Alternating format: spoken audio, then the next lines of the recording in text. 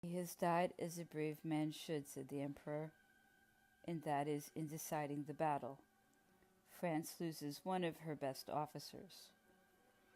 His Majesty immediately set off at a gallop in front of the cavalry to join the King of Naples and make such dispositions as he considered necessary to assure and follow up of the success. Marshal Ney and the Viceroy had supported the decisive movement of General Caulaincourt. The enemy's counterattack on the Great Redoubt was in vain, and the Russians were forced to retreat along the whole of their front. One redoubt still remained to them, as well as a little field work that commanded the Moscow road, and it seemed as though they wished to hold them. A thin wood covered their march and concealed their movements from us at this point. The emperor flattered himself that the Russians were going to hasten their retreat, and he reckoned on hurling his cavalry on them in an attempt to break them. The young guard and the Poles were already on the march towards these outworks which the Russians held. In order to make out their movements, the emperor went with the sharpshooters. Bullets whistled around them, and he had made his consort stay behind. Seeing me at his side, the emperor told me to go back. It is over, he said. Go and wait for me at the headquarters. I thanked him, but remained with him. The emperor was certainly running a great risk, as the fusillade became so lively that the King of Naples and several generals hurried up to urge him to retire. The emperor then went in front of the columns that were coming up. The old guard followed them. The carabineers and the cavalry marched in echelon. The emperor seemed determined to carry these last Russian fieldworks, but the Prince of Neuchatel and the King of Naples pointed out to him that the troops were marching thither without any commander, that nearly all of the divisions in the army had likewise been deprived of their commanding officers through death or wounds, that the regiments of cavalry and infantry were, as he could see, greatly reduced in length. They added that it was growing late, and that though the enemy were certainly retreating, they were doing so in good order and showing an inclination to dispute every inch of the ground tenaciously, whatever the havoc wrought in their ranks by our guns. They also urged that the only chance of success was to use the old guard for the attack, and that in existing circumstances, success at such a price would really be a check, while failure would be a reverse that would counterbalance the entire success of the battle. Finally, they urged him not to engage the only corps in the whole army which remained intact and ought to be kept so for future occasions. The emperor hesitated. He went forward once more to observe for himself the enemy's movements. Meanwhile, the King of Naples and the Prince of Neuchatel had, in different directions, reached the walls of these redoubts. They joined the emperor, whom they assured that the Russians were in position and far from retreating, that several corps were massing, and with the look of men determined to retreat no longer. All the successive reports represented our losses as very considerable. The emperor came to a decision. He suspended the order for an attack and contented himself with sending up supports for the corps still engaged, and in case the enemy should be planning a counterattack. This was unlikely, for their own losses were so immense. Nightfall put an end to the fighting. Both sides were so weary that in several places firing ceased without orders having been given. At night the emperor established his headquarters at the spot where he had taken up his stand, and at the beginning of the battle, on this side of the redoubts. Never had a battle cost so many generals and officers. Success was hardly won, and the fire was so murderous that generals, like their subordinate officers, had to pay in person for victory.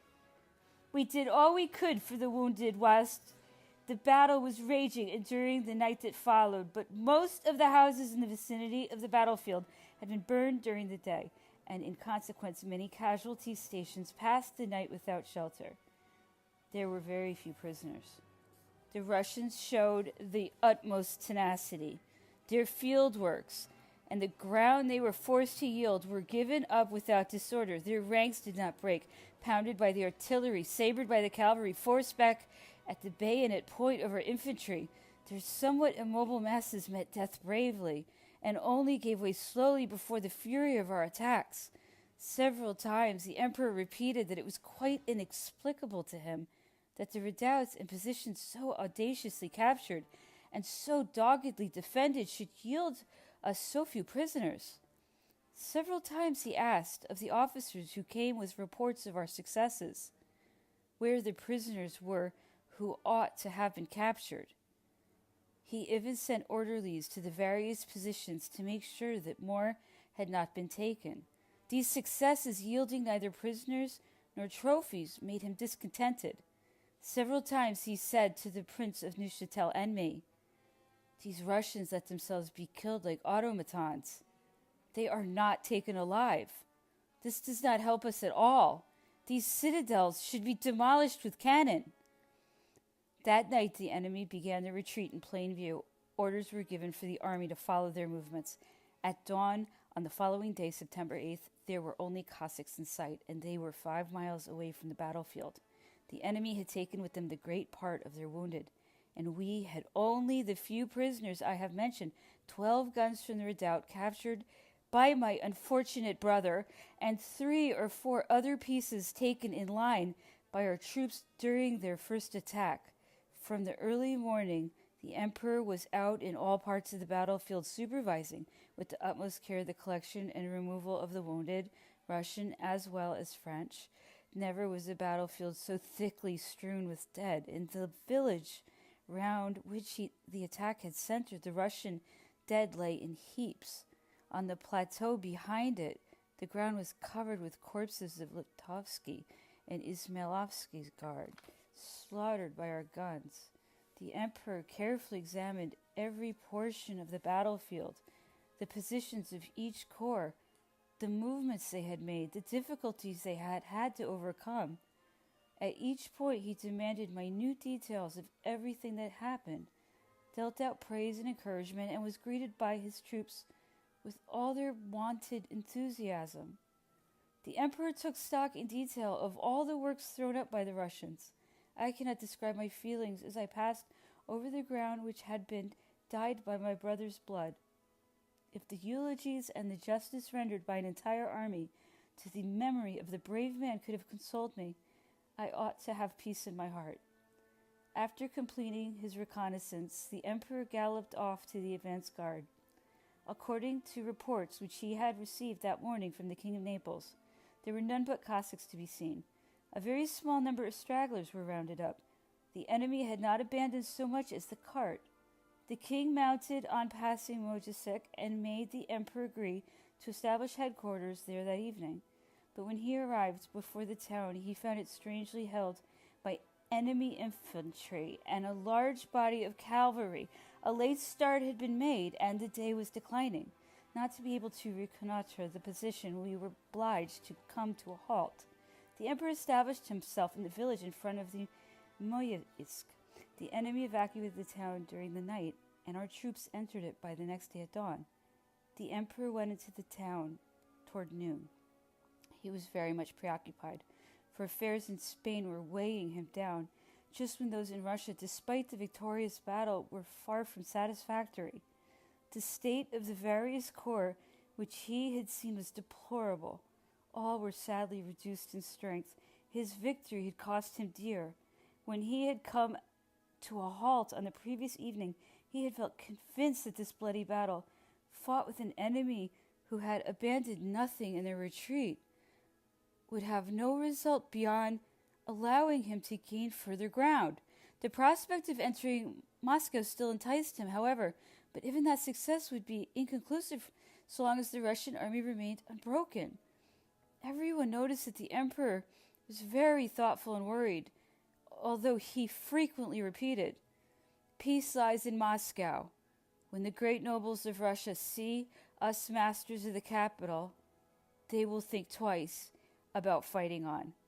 If I liberated the serfs, it would smash all those great fortunes.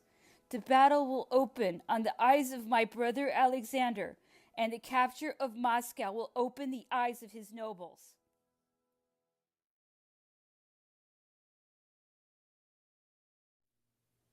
Part 3.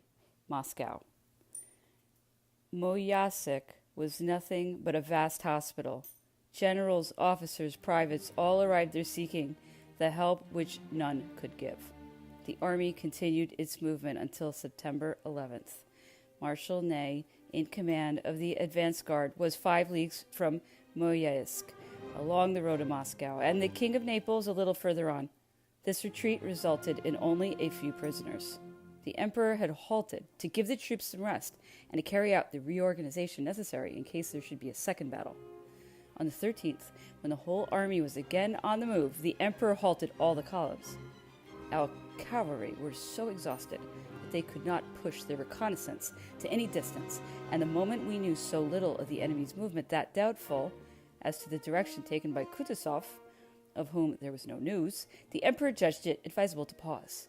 He had not received any reports from Prince Poniatowski on our right, and was for a moment uneasy about him, since he felt that the Russians might have taken advantage of our rest to fall upon us from the side and threaten our flank and rear in the hope of stopping, or at least delaying, our entry into Moscow until they had received replies from Petersburg.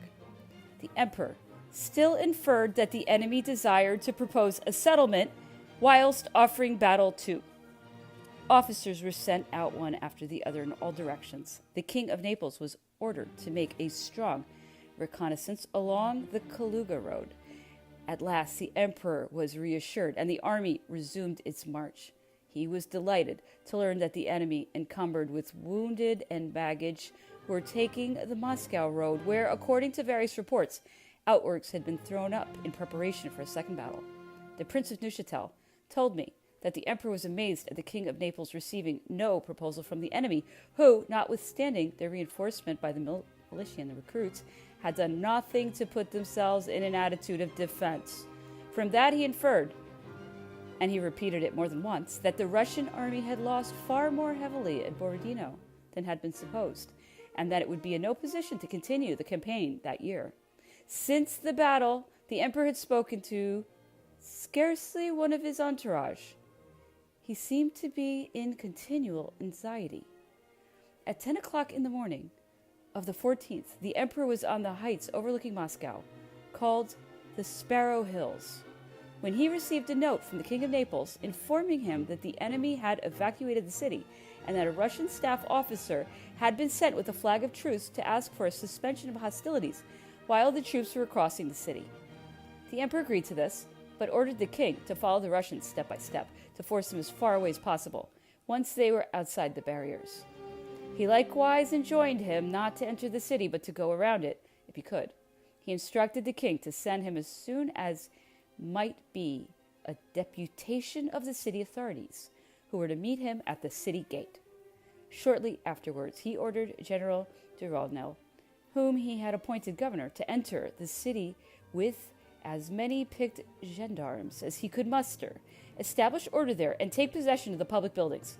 He urged him particularly to maintain order, to guard the Kremlin, and to keep him supplied with information.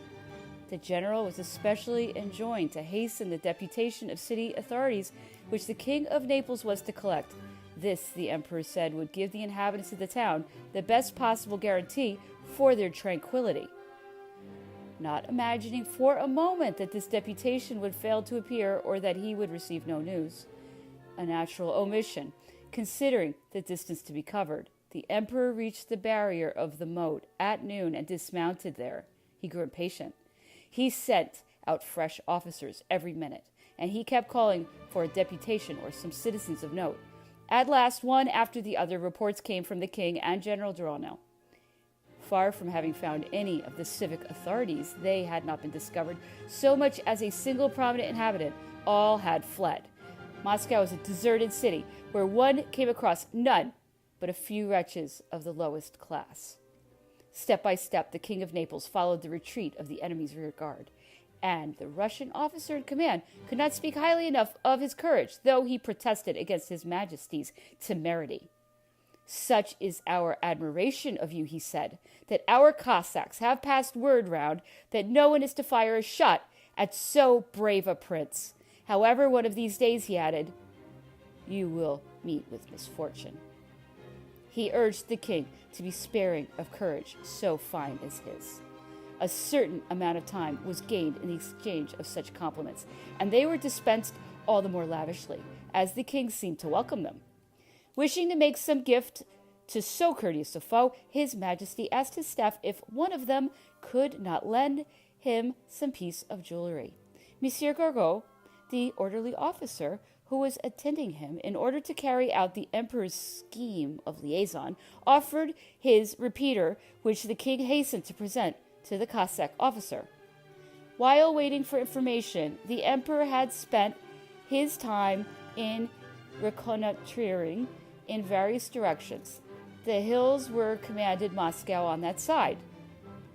When he returned to the gate of the city, he ordered me to write to the Arch-Chancellor in Paris and the Duke of Bissono at Vilna, informing them that we were at Moscow, and dating my letter from that city. He placed pickets to prevent any soldier from entering the place, but there were so many gaps in the walls that this precaution was of little avail. In the town itself, a few shots were exchanged with armed peasants, stragglers from the Russian army, and Cossacks, who were met with everywhere. As was the case in most of the private palaces, nothing had been disturbed in the Kremlin. Even the clocks were still going, as though the rightful owners were in occupation. A few Russian stragglers caused some disorder. Men were constantly being caught, but the gendarmes at Monsieur Duranel's disposal were quite insufficient to cope with them. So he confined his attention to the Kremlin and the orphanage, which he kept intact. He asked the emperor for more troops, informing him that all the houses were full of stragglers and deserters, and that in view of the great size of the city, he must not think of making an entrance until a number of the houses had been searched and a proper system of patrols established in every quarter. The emperor instructed him to apply to the Duke of Treviso, whose corps was to occupy the town. But the duke's forces were greatly reduced in strength, and as he did not see the need of scattering his men so soon, and at nightfall besides, he sent only a meager and insufficient number to Duranel. As I have already remarked, the well-to-do inhabitants had fled. All the authorities had left the place, which was entirely deserted. There was no possibility even of getting together any kind of administrative service. No one remained but a few Uchitets, French tutors, a few foreign shopkeepers, the servants in some of the hotels, and for the rest, people of the lowest classes of society. It would be difficult to describe the impression made on the emperor by this news. Never have I seen him so deeply impressed. He was already greatly disturbed and impatient at having had to wait for 2 hours at the city gate, and this report undoubtedly plunged him into the gravest reflections. His face, normally so impassive, showed instantly and unmistakably the mark of his bitter disappointment. Count Duranel had kept sending information to the emperor as fast as he gathered it, and this completely confirmed what had already come through. Monsieur Rostopchin, the governor of Moscow, had not left the city until 11 o'clock that same morning, after having sent off the officials, the whole administrative staff, and the population.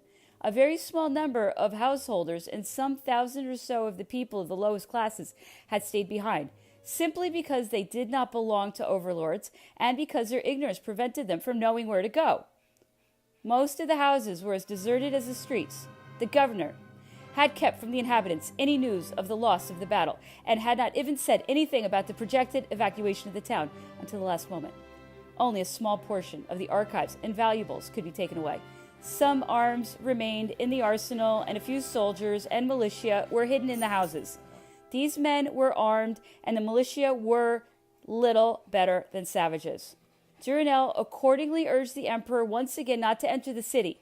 Yet, especially at the difficulty of making oneself understood, and even of finding guides or obtaining intelligent information, involved the waste of considerable time. He stayed near the bridge all night, his headquarters being established in the mean tavern built of wood at the entrance to the suburb.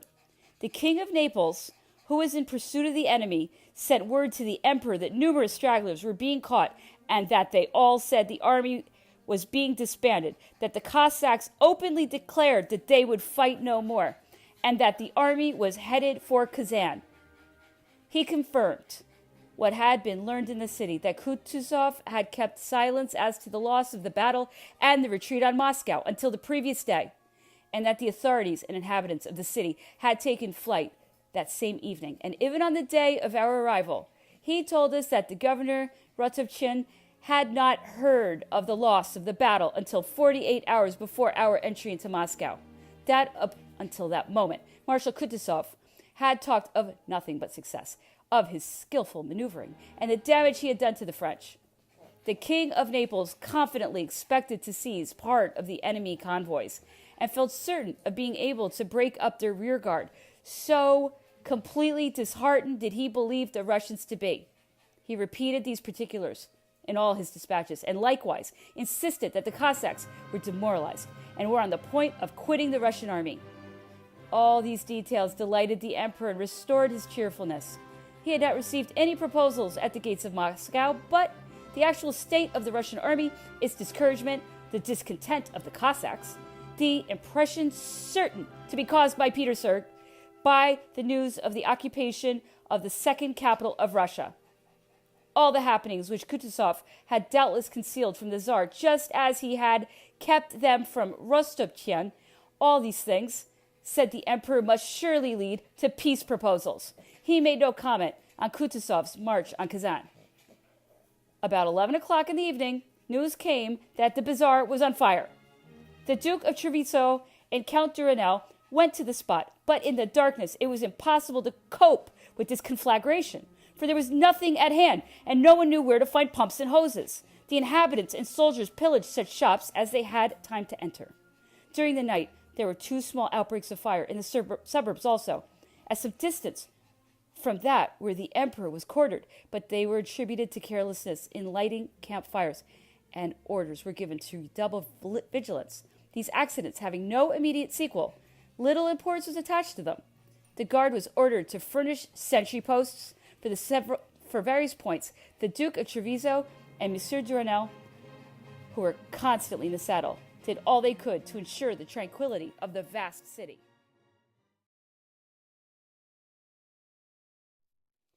Finding himself with sufficient means to maintain order, Duranel came in person to report to the emperor in the morning and suggested that the command of the city should be entrusted to the Duke of Treviso. Mortier's troops, the Young Guard, were occupying the palace, and he could therefore take the situation in hand. The emperor approved this proposal, and Count Duranel himself delivered to the Duke the order to assume responsibility for the government of Moscow. The emperor went to the Kremlin at noon, September 15th. A gloomy silence reigned throughout the deserted city. During the whole of our long progress, we met not a single person. The army took up its positions around the town, and some corps were in the barracks. At 3 o'clock, the emperor mounted his horse, made a tour of the Kremlin and the orphanage, went to see the 2 principal bridges, and then returned to the Kremlin, where he had installed himself in the apartments of Tsar Alexander. Various reports said that Kutuzov and Rostopchin had met to discuss affairs on the day before the evacuation.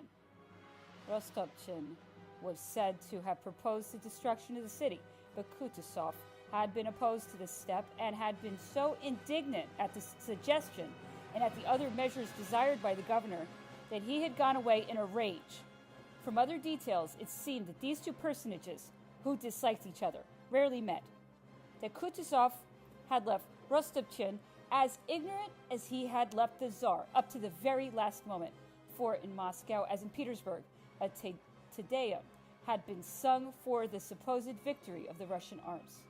We heard that the first convoy of wounded arrived on the 12th from Borodino. That on the 13th, rumors of a defeat began to spread, though they were discounted, and even on that and the following day, some of the militia were sent out to join the main army. In short, even persons in authority were totally in the dark as to what had happened until the day before our entry. Much of the information we received was contradictory and proved that those who had left the city had not confided their intentions to those who remained, even at the very last. An aged French actress repeated so often a conversation she was supposed to have had with a certain General Borodin that the emperor expressed a wish to see her. According to the general, or according to this actress, disaffection toward the Tsar and the popular dislike of this war over Poland had reached such extreme lengths that the Russian nobility, threatened with the loss of their property and the greater part of their fortunes, were anxious for peace at any price and would force the Emperor Alexander to come to terms. Kutuzov had deceived the court at Petersburg, even though, as he had deceived the public and the governor of Moscow, everyone imagined that he had been victorious. The precipitate evacuation of the city would ruin the Russian nobility and force the government to sue for peace. The nobles were enraged with Kutuzov and Rostopchin for having lulled them into a false sense of security. At 8 o'clock in the evening, flames broke out in one of the suburbs. Assistance was sent without more attention being paid to the matter, for it was still attributed to the carelessness of the troops. The emperor retired early. Everyone was fatigued and as anxious to rest as he was. At 10:30, my valet, an energetic fellow who had been in my service during my embassy to Petersburg, woke me up with the news that for 3/4 of an hour the city had been in flames. I had only to open my eyes to realize that this was so, for the fire was giving off so much light that it was bright enough to read in the middle of my room. I sprang from the bed and sent by valet to wake the Grand Marshal Duroc while I dressed. As the fire was spreading in the quarters farthest away from the Kremlin, we decided to send word to Mortier to put the guard under arms and to let the emperor sleep a little longer, as he had been extremely tired during the past few days. I mounted my horse hurriedly to go and see what was happening, to gather what assistance I could muster, and to make sure that everyone connected with my own apartment, scattered throughout the city as they were running no unnecessary hazards. A stiff wind was blowing from the north, from the direction of the 2 points of the conflagration that we could see, and was driving the flames towards the center, which made the blaze extraordinarily powerful. About 12:30, September 16th, a third fire broke out a little to the west, and shortly thereafter, a fourth in another quarter. In each case, the direction of the wind, which had been veered slightly towards the west. About 4 o'clock in the morning, the conflagration was so widespread that we judged it necessary to wake the emperor, who at once sent more officers to find out how things really stood and to discover whence these fires could be starting. The troops were under arms. The few remaining inhabitants were fleeing their houses and gathering in the churches. There was nothing to be heard but lamentation. Search had been made for the fire engines since the previous day, but some of them had been taken away and the rest put out of action. From different houses, officers and soldiers brought butchniks, policemen on point duty, and mujiks who had been taken in the act of setting fire to the inflammable material which had been laid in houses for the purpose of burning them down. The Poles reported that they had already caught some incendiaries and shot them, and they added, moreover, that from these men and from other inhabitants they had extracted the information that orders had been given by the governor of the city and the police that the whole city should be burned during the night. These reports seemed incredible. The arrested men were put under guard, and a fresh search and increased watchfulness were enforced. Pickets had already been sent to the quarters of the town, which were not already in flames, and the further particulars, which continued to arrive, confirmed our gravest suspicions. The emperor was deeply concerned. Towards 9:30, he left the courtyard of the Kremlin on foot, just when 2 more incendiaries caught in the act were being brought in. They were in police uniform. When interrogated in the presence of the emperor, they repeated their declarations. Their commanding officer had ordered them to burn everything. Houses had been designated to this end. In the different quarters, everything had been prepared for starting the fire in accordance with the orders from the Governor Rostopchin, so they had been told. The police officers had spread their men in small detachments in various quarters, and the order to carry out their instructions had been given in the evening of the previous day and confirmed by one of their officers on the following morning. They were reluctant to tell the name of this official, but one of them did so at last. He was a mere underling. They could not, or would not, indicate where he was at the moment, nor how he might be found. Their replies were translated to the emperor in the presence of his suite. Many other depositions confirmed unmistakably what they said. All the incendiaries were kept under observation. Some were brought to judgment and 8 or 10 executed. The conflagration continued to spread from the borders of the boroughs where it had started. It had already reached the houses around the Kremlin. The wind, which had veered slightly to the west, fanned the flames to a terrifying extent and carried enormous sparks to a distance, where they fell like fiery deluge hundreds of yards away, setting fire to more houses and preventing the most intrepid from remaining in the neighborhood with safety. The air was so hot, and the pine wood sparks were so numerous that the beams supporting the iron plates which formed the roof of the arsenal all caught fire. The roof of the Kremlin kitchen was only saved by men being placed there with brooms and buckets to gather up the glowing fragments and moisten the beams. Only by superhuman effort was the fire in the arsenal extinguished. The emperor was there himself. His presence inspired the guard to every exertion. I hastened to the court stables, where some of the emperor's horses were stabled and the coronation coaches of the Tsar were kept. The utmost zeal and, I may add, the greatest courage on the part of the coachmen and grooms were necessary to save the place. They clambered on the roof and knocked off the cylinders that fell there, whilst others worked 2 fire engines, which I had put in order during the night. They had been totally dismantled. I may say without exaggeration that we were working beneath a vault of fire.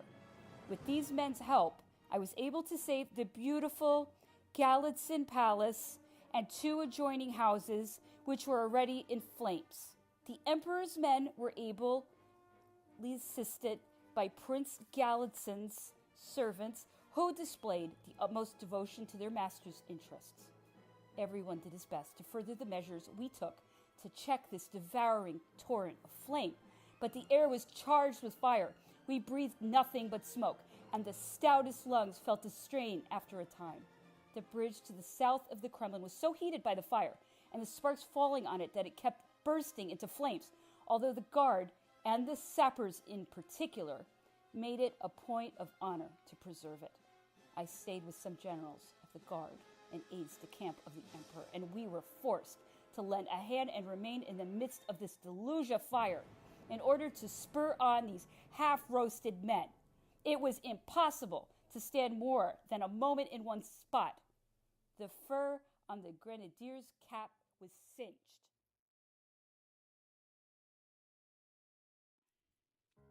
The fire made such progress that the whole of the northern and the greater part of the western quarter by which we had entered was burned, together with all the splendid playhouse and all the larger buildings. One drew breath in a sea of fire, and the westerly wind continued to blow. The flames spread continuously. It was impossible to predict where or when they would stop, as there was no means of staying them. The conflagration passed beyond the Kremlin.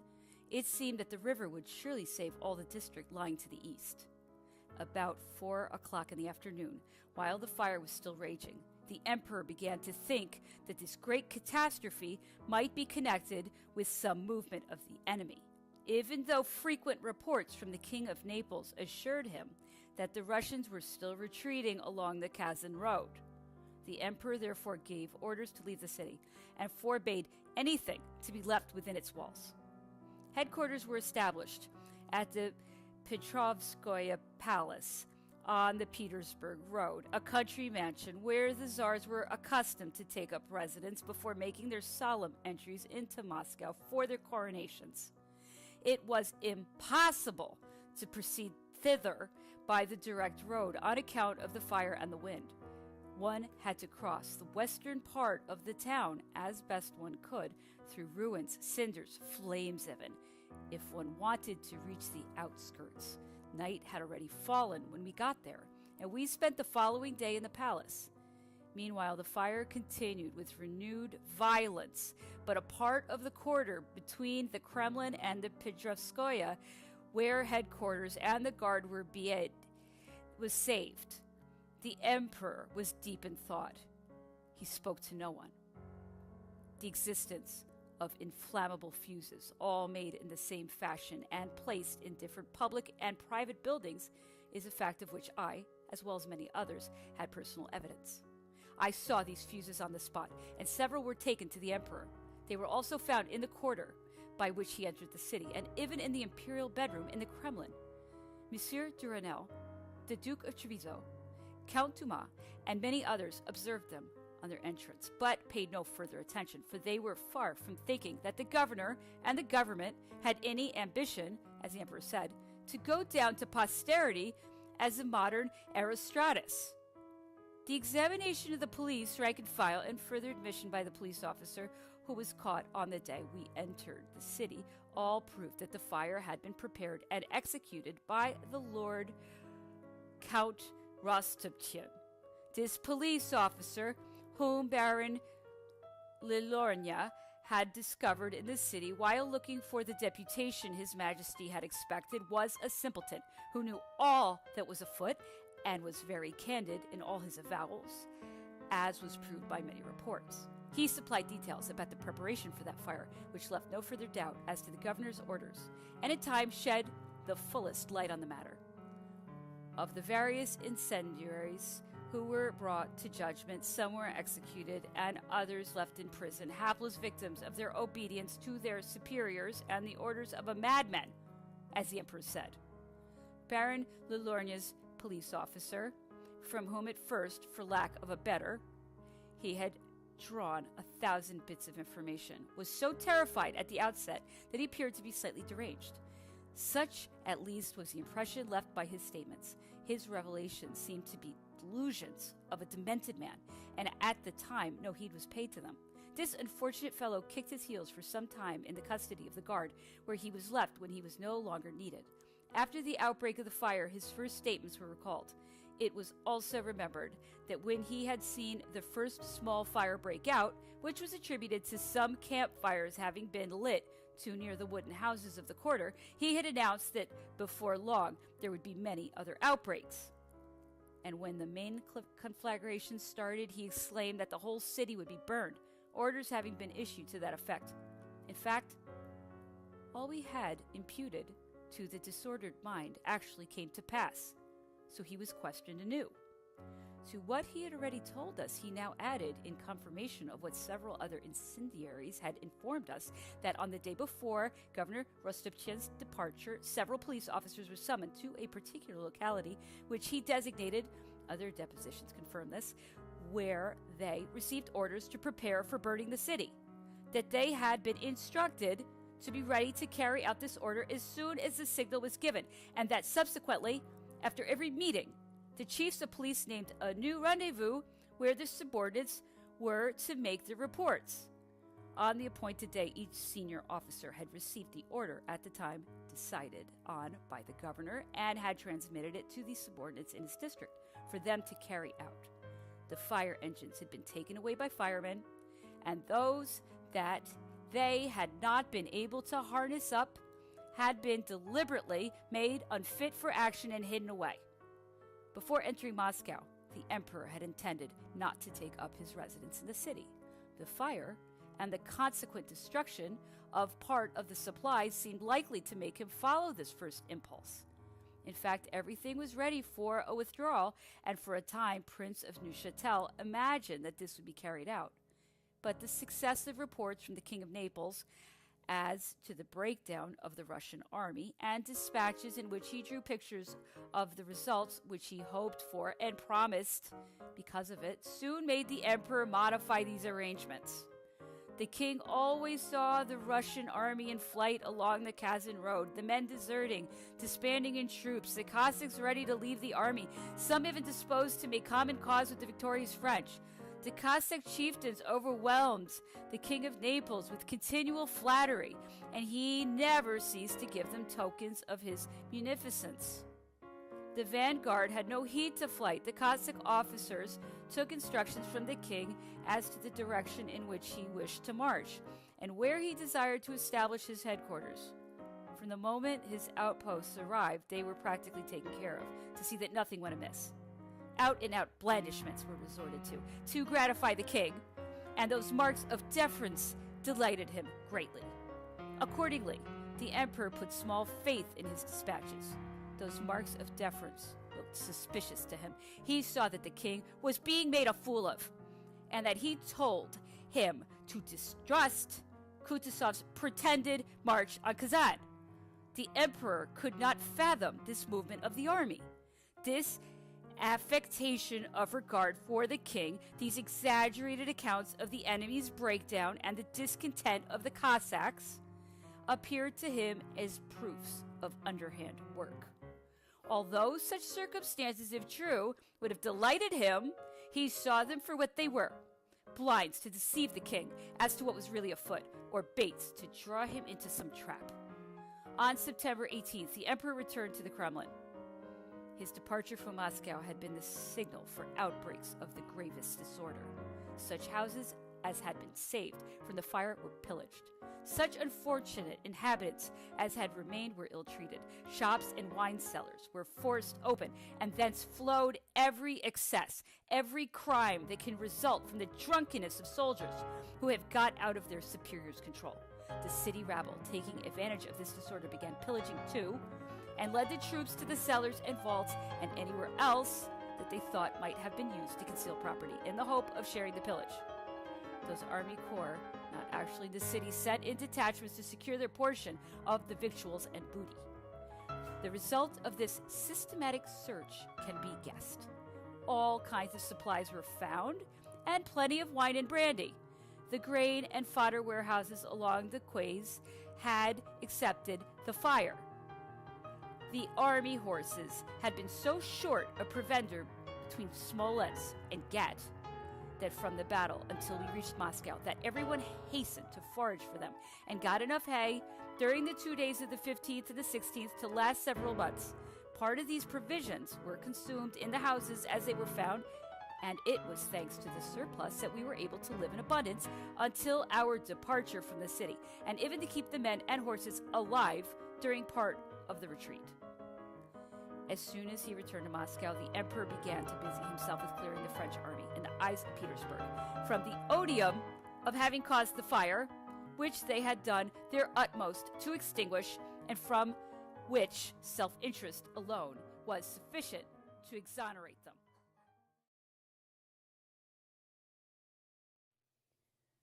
The Russian was profuse in his gratitude for the help and protection accorded to his establishment. The emperor assured him that he had undertaken this war from purely political motives and from no spirit of animosity. Peace was his primary aim, as he had explained on more than one occasion. He added that he had been forced to come to Moscow in spite of himself, that he had done everything at Moscow, as elsewhere, to protect property and to suppress the incendiarism started by the Russians themselves. As soon as Monsieur Tutomina's letters were ready, he was given a passport and every other facility to enable one of his employees to act as courier to Petersburg. With the exception of the King of Naples' corps, the entire army was in the town or quartered close at hand. Fugitives from the fire had sought shelter in churches, cemeteries, or wherever they felt secure from annoyance by the troops. The churches, which for the most part stood in the clear on public squares, had offered also greater security from the ravages of the flames. Many of these unfortunate refugees had made their way out of Petrovskoye. We did what we could for them. I housed some 2,000 of them in the Galitzin mansion, and among the number was Monsieur Zagrievsky, master of the horse to the Tsar, who had hoped, by remaining in Moscow, to save his house, the object of his lifelong care. There was also a major general, German by birth, who had gone into retirement in Moscow after long service with the Empress Catherine. These unhappy men had lost everything. Nothing remained to them but the great coats which they wore. Our return to Moscow was no less gloomy than our departure. I cannot relate all that I have suffered since the death of my brother. The sense of these recent events was the last straw. The horror of all that was going on around us added to my grief at his loss. True, one cannot nurse one's personal troubles exclusively in the midst of so many public disasters, but one is only the more wretched on that account. I was overwhelmed. Happy are they who never saw that dire spectacle, that picture of destruction. A greater portion of the city was reduced to ashes. The northern district nearest the Kremlin had been saved by the wind shifting to the west. Some isolated districts where windward had not suffered at all. The splendid mansions all around the city had escaped the plans for their destruction. Only that of M. Rostopchin, the governor, had been burned to the ground by its proprietor. He had posted up a notice of his intention, unquestionably very patriotic in his own eyes, on the signposts that marked the road into his estate at Voronezhovo, a short distance from Moscow. This notice was brought to the emperor, who turned the whole thing to ridicule. He joked a lot about it and sent it to Paris, where doubtless it produced, as it had in the army, an impression quite contrary to what His Majesty expected. It had a profound effect on every thinking man, and won the governor more admirers than critics, though only, of course, for the patriotism he had shown in sacrificing his house. This is how the notice was worded. For 8 years I have approved this land. I have lived happily here in the bosom of my family. To the number 1,720, the dwellers on my estate are leaving it at your approach, while, for my part, I am setting fire to my mansion, rather than let it be sullied by your presence. Frenchmen, in Moscow I have abandoned to you my 2 residences, with furniture worth 500,000 rubles. Here you will find only ashes. Chapter 7. Indecision. Some days after his return to the Kremlin, the emperor announced openly that he had resolved to take up his winter quarters at Moscow, which, even in its present state, would furnish him with better accommodations and more supplies than any other place. He therefore put the Kremlin and the monasteries and convents round the city into a state of defense, and ordered several reconnaissances in the neighborhood with an eye to establishing a plan of defense for the winter. The emperor took many other measures in anticipation. He announced that he was ordering fresh levies of men in France and Poland, that he was preparing the organization of the Polish Cossacks, for which orders have already been issued, he said. Reserves had instructions to join us, and all the reinforcing detachments which had been echeloned in their advance were detailed to safeguard our rear, protect convoys, and keep open communications. The post houses were fortified. The courier service, which I had organized at the start of the campaign, was given special attention. The dispatch case of the emperor and the headquarters arrived regularly every day from Paris in 15, often 14 days. The emperor was always impatient for the arrival of his courier. He noticed the delay of a few hours and even grew anxious, though this service had never suffered any breakdown.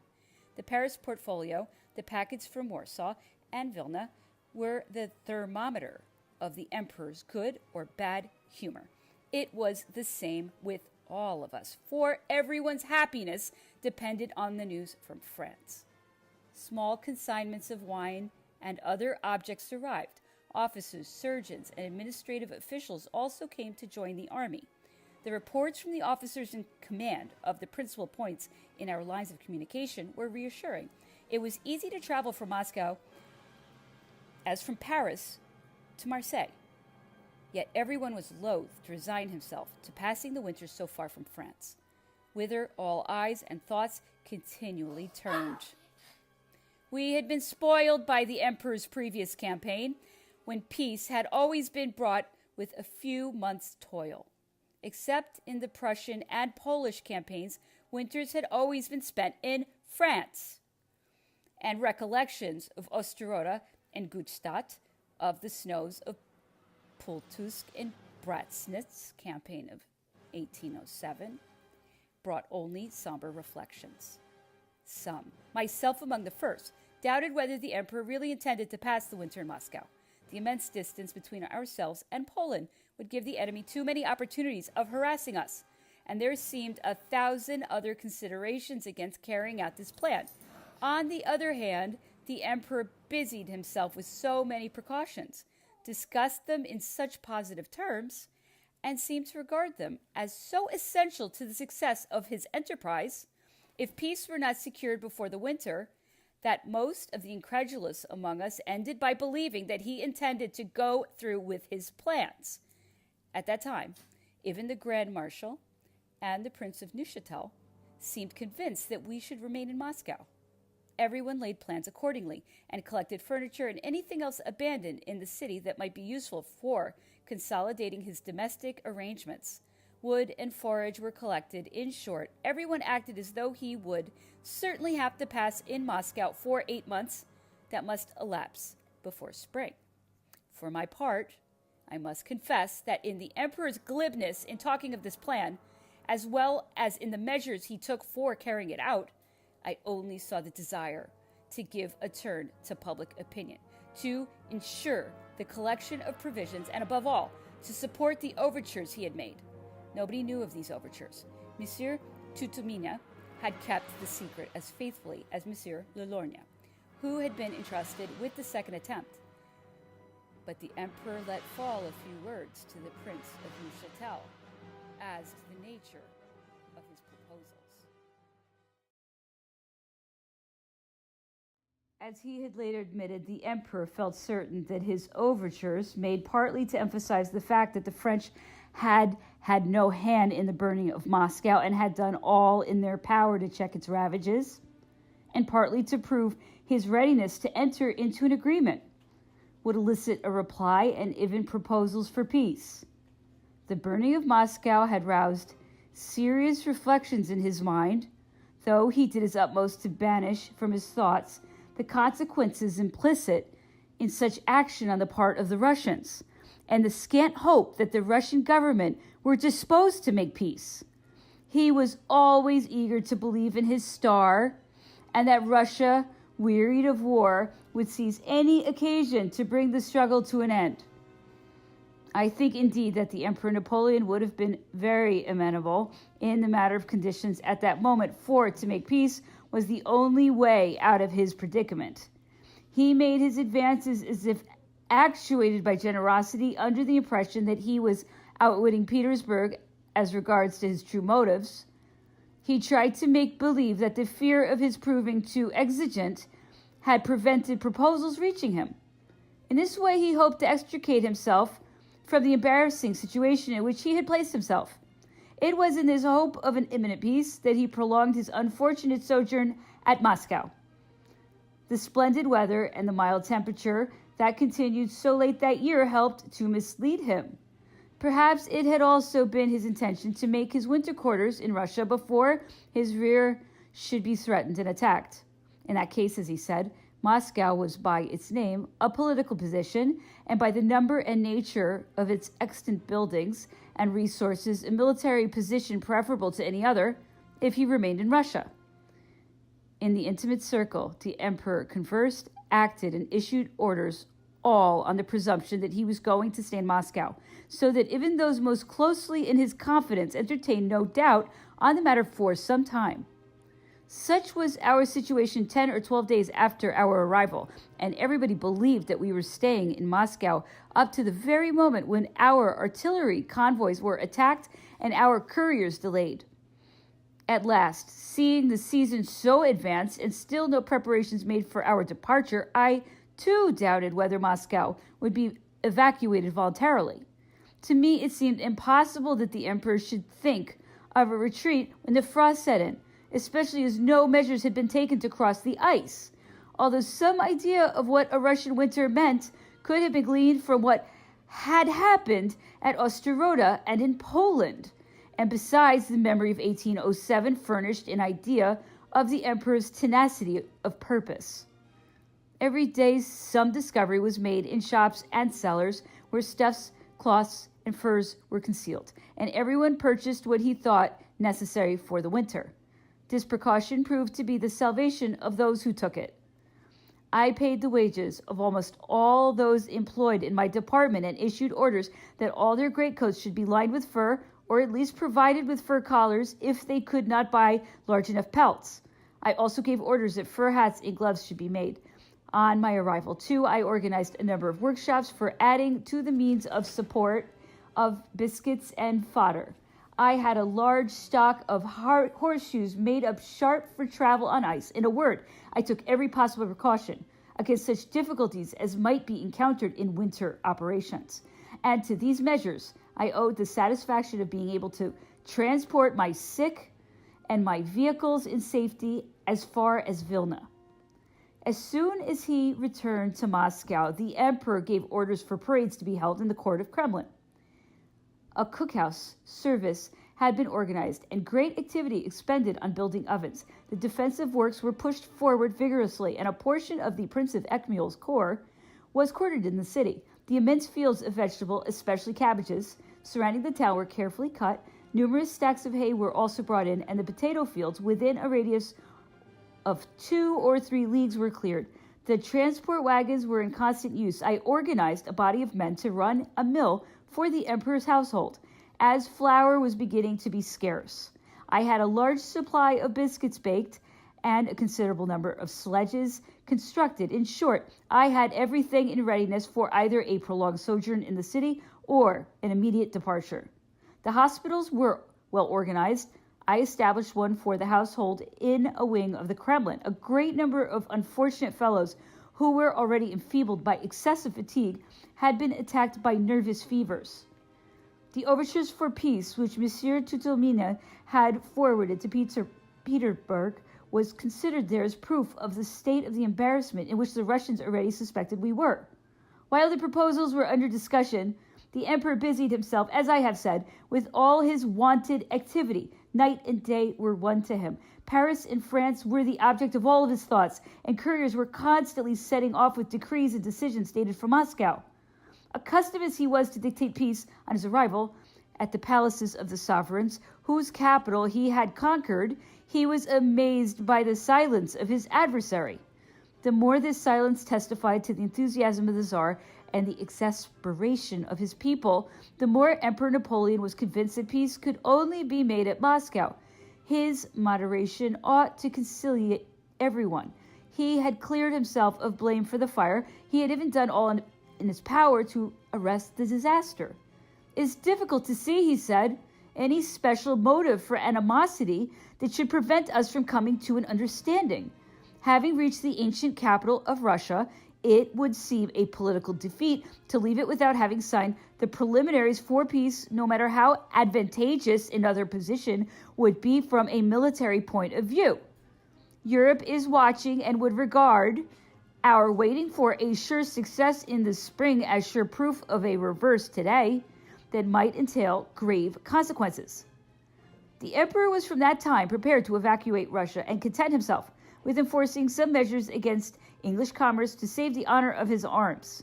He hoped to win over the Emperor Alexander afresh by giving him, as though it were a volunteer sacrifice which he could not have expected, an arrangement that would justify the Tsars personally in the eyes of his people. Imbued with this idea and dismissing from his mind the importunate memory of the steps already taken, Napoleon determined to write directly to the Tsar, and Monsieur Le Lorgne was ordered to search the hospitals or amongst the Russian prisoners for some senior officer who might be sent to Petersburg. He found the brother of a Russian diplomat agent in Germany. The emperor repeated to him exactly what he had said to Monsieur Tutelmine. He put forward the same views on reconciliation and peace, but this officer respectfully expressed his doubts as to the possibility of coming to an understanding so long as the French remained in Moscow. The emperor paid little heed to his observations at the time, but sent the officer away with his letter, still deluding himself that the silence of the Petersburg cabinet was caused only by their belief that he would demand too much. He thought that they would eagerly seize the opportunity of profiting by his avowed moderation. It was this fatal belief, this unfortunate hope, that made him stay on in Moscow and brave a winter that exacted a greater toll than any plague could have done. This move was at the time known only to the Prince of Neuchâtel, Monsieur Le Lorgne, and myself, and remained a secret for a long while, as the emperor desired. I return now to the King of Naples, who had confidently followed up the Russian army along the Kazan road. He came to pass a night at Moscow, saw the emperor, and next day returned to the advance guard. While the king was in Moscow, the viceroy, the Princess of Neuchâtel and Ekmul, and his majesty happened to be all four with the emperor. The emperor raised the question whether it would not be sound policy to march at once on Petersburg. According to the king, the Russians were in full flight, in a state of complete disorder and discouragement, while the Cossacks were ready to leave the army at any moment. Did the emperor really believe in the possibility of such an expedition? Did he imagine he would have time to carry it out before the hard frost sets in? Did he think the army was in a fit state to carry it out? From what he said previously and afterwards to the Prince of Neuchâtel, it was clear to me that he never really entertained this project.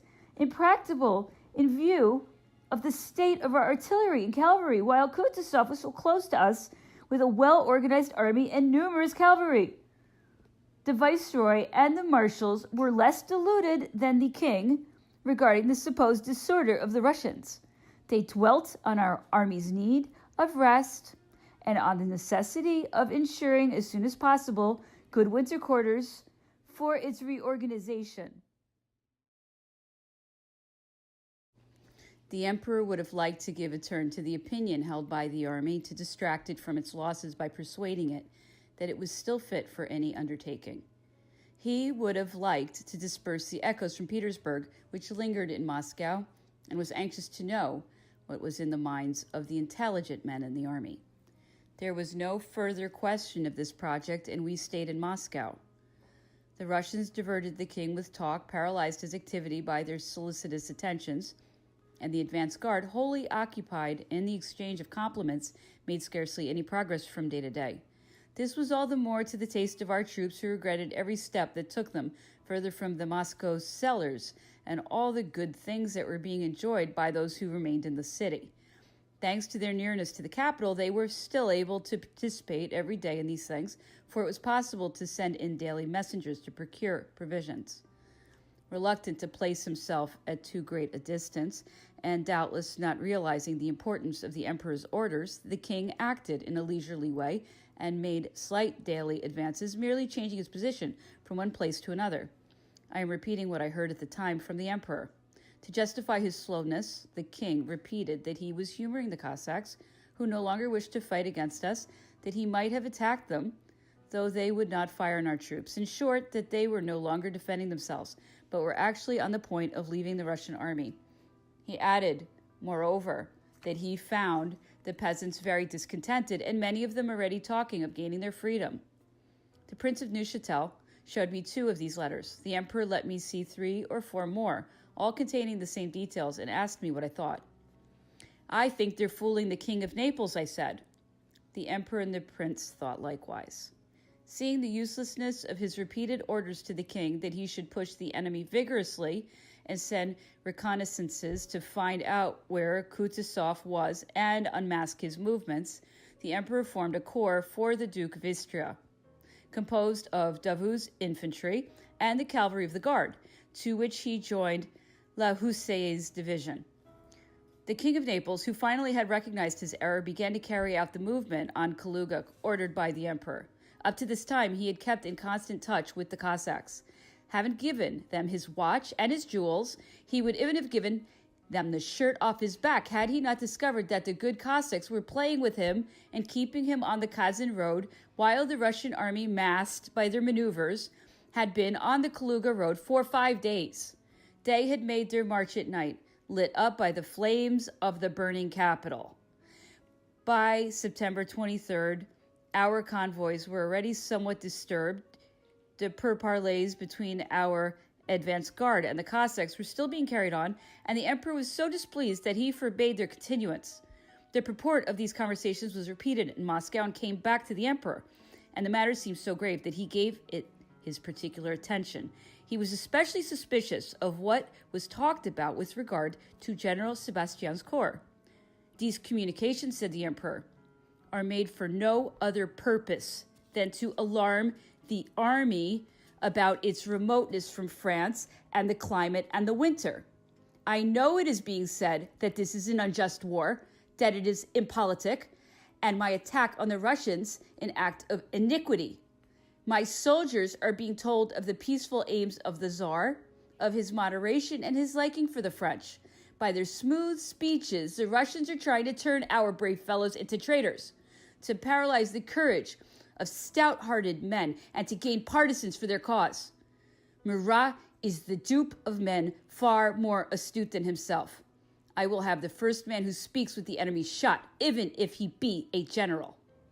Indeed, orders were promulgated absolutely forbidding any intercourse with the enemy sous peine de mort, and to spare the susceptibilities of the King of Naples. This order was addressed to General Sebastiani.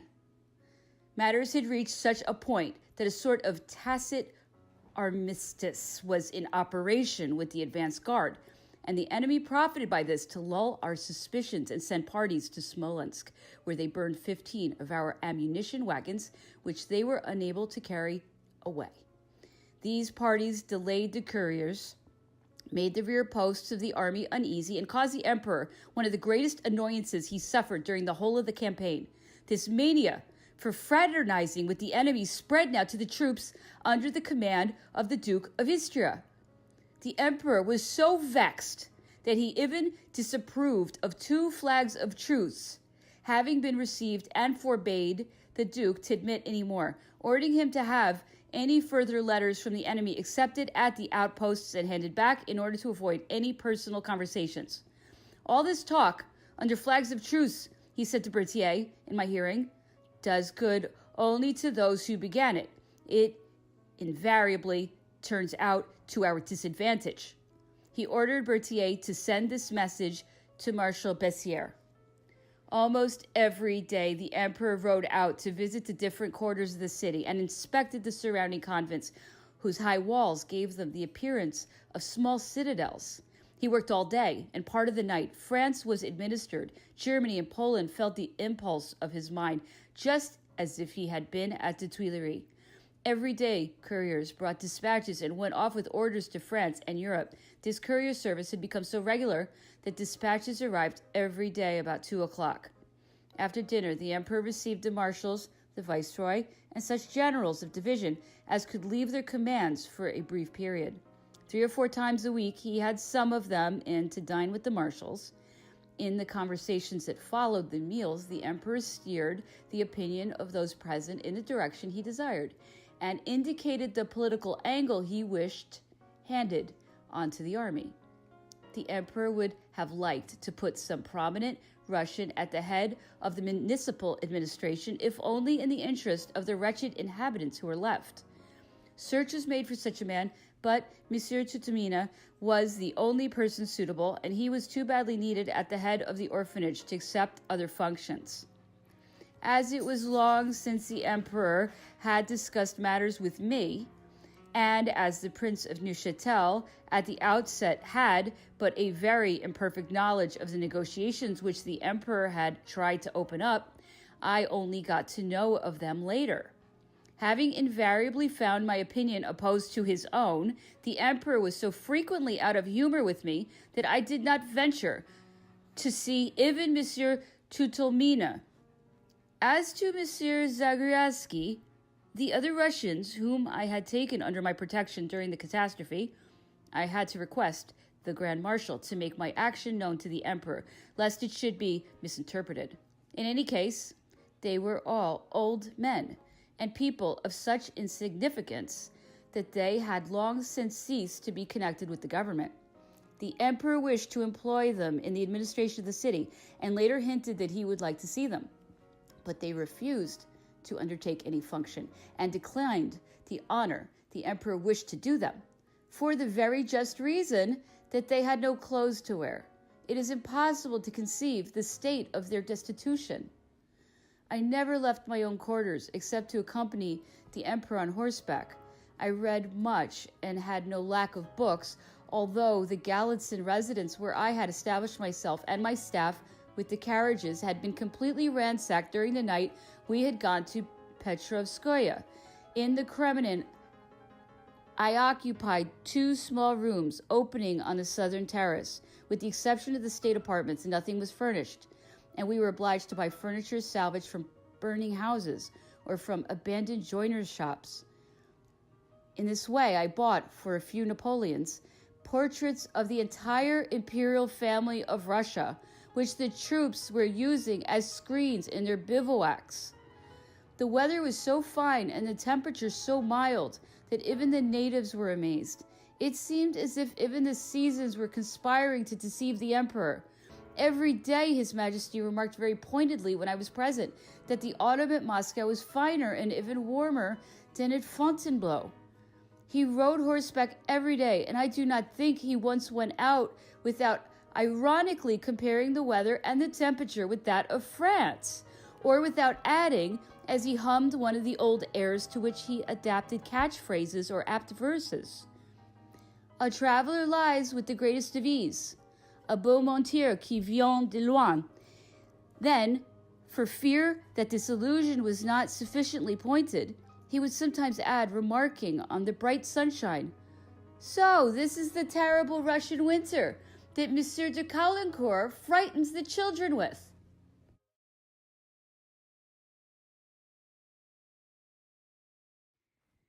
We had been 3 weeks in Moscow, and since the battle, the emperor had not mentioned to me the loss of my brother, although he had been most honorably mentioned in the bulletin.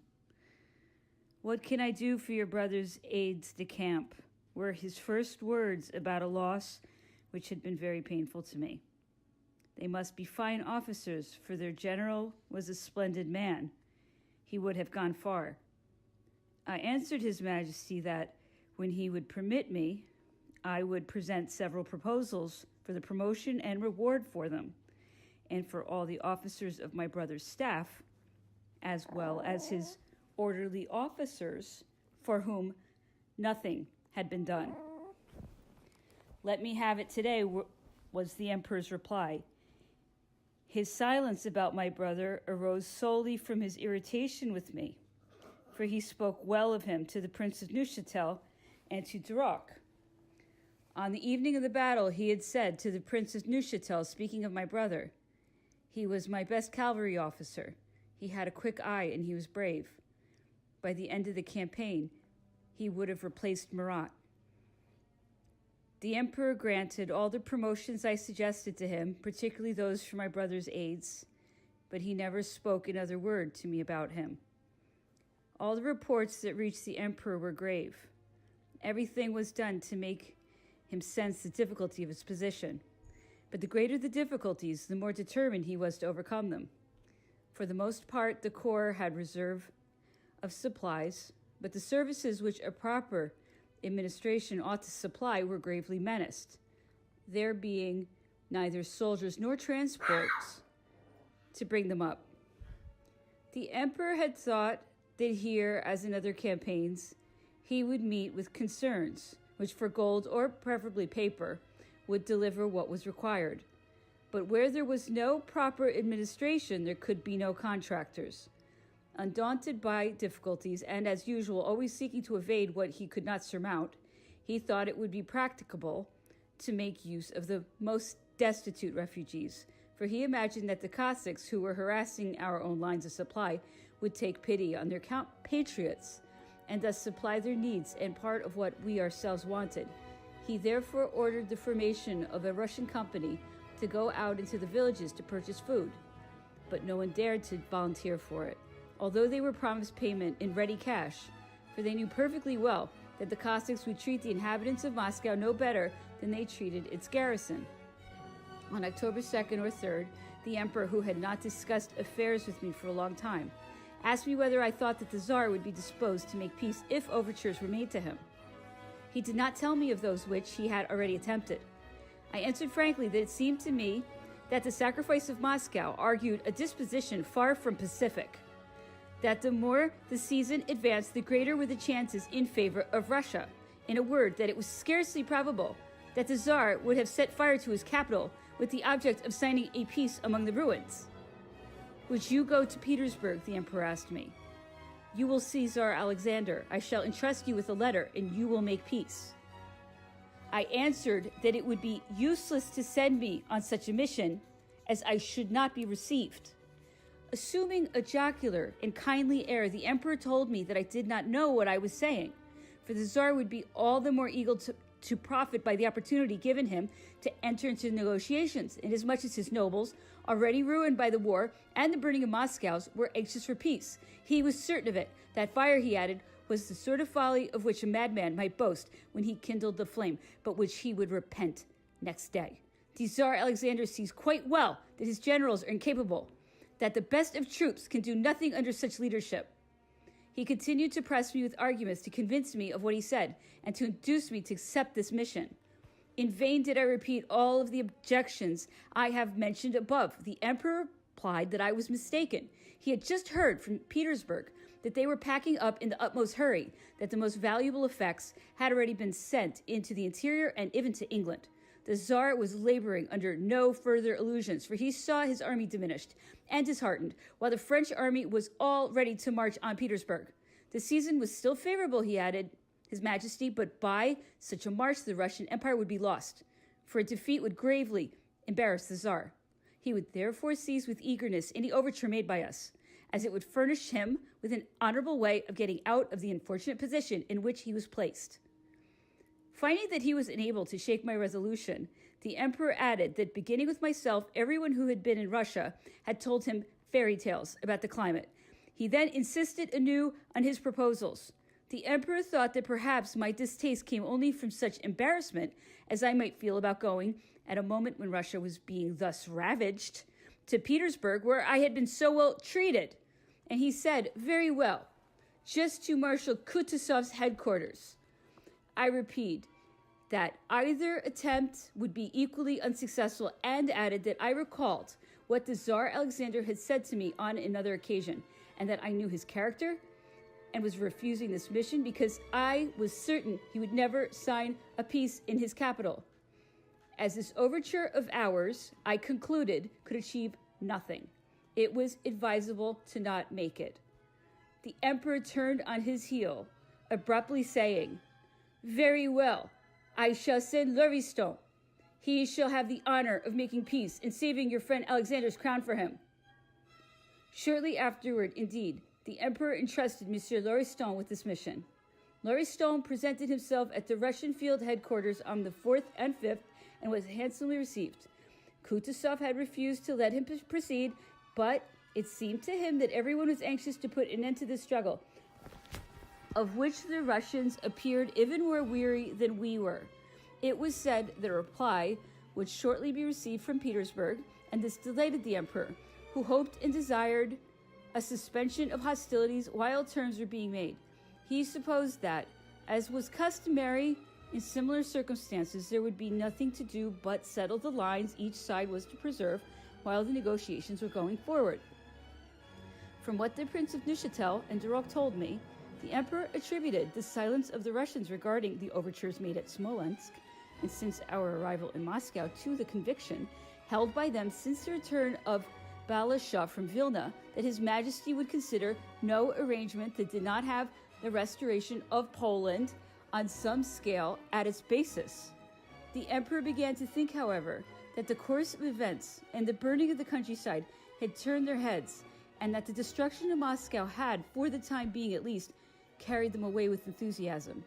He even doubted whether they would receive this plenipotentiary, and on the night before Lauriston's departure, he wrote to the King of Naples, telling him to announce to the Russians that one of the imperial aides-de-camp was being sent, and to make sure in advance that he would be received. At heart, he still flattered himself that negotiations would be open. At least he said so, and he must be believed, since he stayed in Moscow in spite of his overtures remaining unanswered, and although the lapse of time since his first endeavors and his reason itself must have cried aloud that Alexander had no wish to treat, nonetheless he stubbornly set to work on fresh approaches. Like everyone else, the emperor must have realized that the repeated messages indicative of his embarrassment might only confirm the enemy in their hostile intentions. Yet he went on sending them. For a man of such fine political sense, of such careful calculation, how blind must have been his faith, his confidence in his star. What blindness or feebleness he must have attributed to his foes. With his eagle eye and his preeminent judgment, how could he have entertained illusions on such a point? I leave these reflections to observers of human nature, for such opposites in so great a character, this tendency of the heart to believe what it most desires, even in the face of all improbabilities, would be a great reproach in a man of the emperor's exalted judgment? Were not this strange contradiction a part of our nature, and were not this hope a man's last consolation in adversity? The king of Naples, despite all orders to the contrary, continued to treat with the enemy. The Cossacks were accustomed to notice him on account of his singular uniform, and seeing him, the bravest man in the midst of his gallant skirmishers, they always refrained from shooting in his direction. Their officers came to compliment him, assuring him as before that so highly did they admire his bravery that they were resolved to never fire on him, but to content themselves with making him prisoner. One day, however, a Cossack, who had evidently been imperfectly coached in this new system advanced guard politics, fired a pistol almost point blank at him, while His Majesty was chattering and strolling about. Happily, he was not hit. Instantly, an officer came up to offer excuses and to assure His Majesty that this disloyal enemy would be punished. One good resulted from this incident. The king lost something of his confidence and was less inclined to believe in the pacific dispositions of these gentry. Both the Prince of Neuchâtel and the Duke of Friuli repeated to me that I am about to recount as proof that the emperor, who was detained at Moscow by his hopes of concluding a peace, had no illusions as to his position, although he tried to impose them upon many other people, especially myself. He admitted from the very outset to those persons whom he honored with his more intimate confidence that Moscow was a bad situation and that he could not remain there only long enough to reorganize. That the Austrians and Prussians, the allies entrusted with the defense of our rear, would become our most dangerous enemies if we met with the slightest reverse. However clear-sighted he may have been on this point, his enthusiasm was such, and so eager was he to nurture the illusions and hopes raised in his own mind, that he cherished the hope of receiving a reply from the Tsar, or at least negotiations for an armistice with Kutuzov, which should lead to further results. It might almost be said that he was carried away by the very difficulty of his situation and blinded to his perils, so that every development combined to close his eyes and push him further into the path of danger. The Prince of Neuchâtel had received, together with a dispatch from the Prince of Schwarzenberg, a letter which gave him food for thought no less serious than it did to Duroc, and myself, to whom he showed it. Prince Schwarzenberg's loyalty and honorable sentiments lent especial value to this letter. Here is the tenor of it. The position is already embarrassing. The situation may become graver anyhow, whatever happens. I assure you, Berthier, of my personal regard and of the value I place and shall always place on my relations with you. Discussing this letter with Berthier, the emperor said, "This gives warning of defection at the first opportunity. It may even have started already. The Austrians and Prussians are enemies behind our backs. The die is cast." He paused, thought a moment, and added, "Du destin qui fait tout, telle est la loi suprême." Destiny is everything. That is the supreme law. Berthier urged the instant necessity of pursuing his original plan as soon as possible, which was to leave Moscow and move backward towards Poland, as this would circumvent all their malice and double the strength of our forces. "You are anxious to go to Grosbois and see Madame Visconti," was the emperor's reply to him. Seeing that he had hurt him, the emperor added, "This letter is sentimental nonsense. Schwarzenberg is making up to you because he prefers shooting your pheasants at Grosbois or his own at Bohemia to being worried every morning by Tormazov. Marais, however, is very pleased with him. He knows all that is going on. All is well at Vienna, and even the Prussians are fighting perfectly. If there were anything to all this, Marais has every means of information at hand and would know about it. He is satisfied. He tells me all is well, and we will wait at Moscow for Alexander's reply, for he is much more embarrassed than I am. With his Senate and Kutuzov, they have forced upon him." Chapter 8, No Truce. While headquarters were dreaming dreams of negotiations and peace, the Cossacks were harrying our foragers daily and seizing prisoners almost at the very gates of the city. They also appeared between Moaisk and Moscow. A few isolated men were chased and captured. One courier was delayed 15 hours, and this worried the emperor extremely. Every quarter of an hour, he sent to ask me, and the chief of staff too, whether we had learned anything of the cause of this delay. I profited by the occasion to renew the demand I had been making ever since our arrival for an escort for the courier, even if only a couple of men. But to establish this at all the relays would have entailed a considerable detachment of troops, and the cavalry was already greatly reduced in strength. So the emperor thought to dismiss the matter by saying it was an unnecessary precaution, that the road was perfectly safe. 3 days later, the postilion driving the courier to Paris was shot at Beyond-Moyesk and was chased for 5 miles. Thereupon the emperor lost no time in sending out the detachments I had asked for. As I have said, the slightest delay in his communications with Paris irritated and disquieted the emperor, though the enemy could have obtained no real advantage by seizing the dispatches, as all important papers were in cipher. But it was disagreeable to him to see his communications with France threatened, nor did he wish the news to be known there or in Europe that the enemy was at our backs. The emperor became very preoccupied and undoubtedly began to consider inwardly the inconveniences of the situation which he had hitherto sought to conceal. Neither his losses in battle nor the state of his cavalry had perturbed him so much as the appearance of a few Cossacks on our rear. During his conversations, while he took his walk, or at the reception after dinner, where his marshals and generals were invited along with the principal personages of the household, the emperor always talked of the fine weather, of how the winter could be spent in Moscow. The emperor, likewise, openly announced his intention of marching against Kutuzov to drive him further away and thus give the army some repose. He talked of the news he had received from the Duke of Bassano, of the considerable levies that were made in Poland, and the expected arrival of 6,000 Cossacks from that country. It was at this time that the emperor instituted means for the evacuation of generals and wounded officers unable to rejoin their units at once. To these were added men of the rank and file who had lost limbs, as well as cadres of non-commissioned officers taken from all the regiments, who were to organize a new corps that were being trained in France.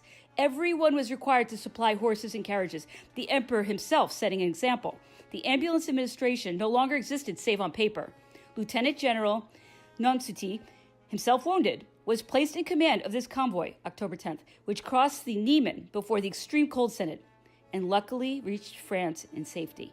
In preparation for this evacuation, the emperor required from the Intendant General Dumas a report as to the time it would take to reach the Niemen, and was much upset at the estimated number of days, 50, because he did not like to think he was so far from his part of departure, or because he thought that others, making the same calculation for themselves, would be discouraged. He questioned the accuracy of the calculation and grew very angry, as if Count Dumas could have shortened the distance.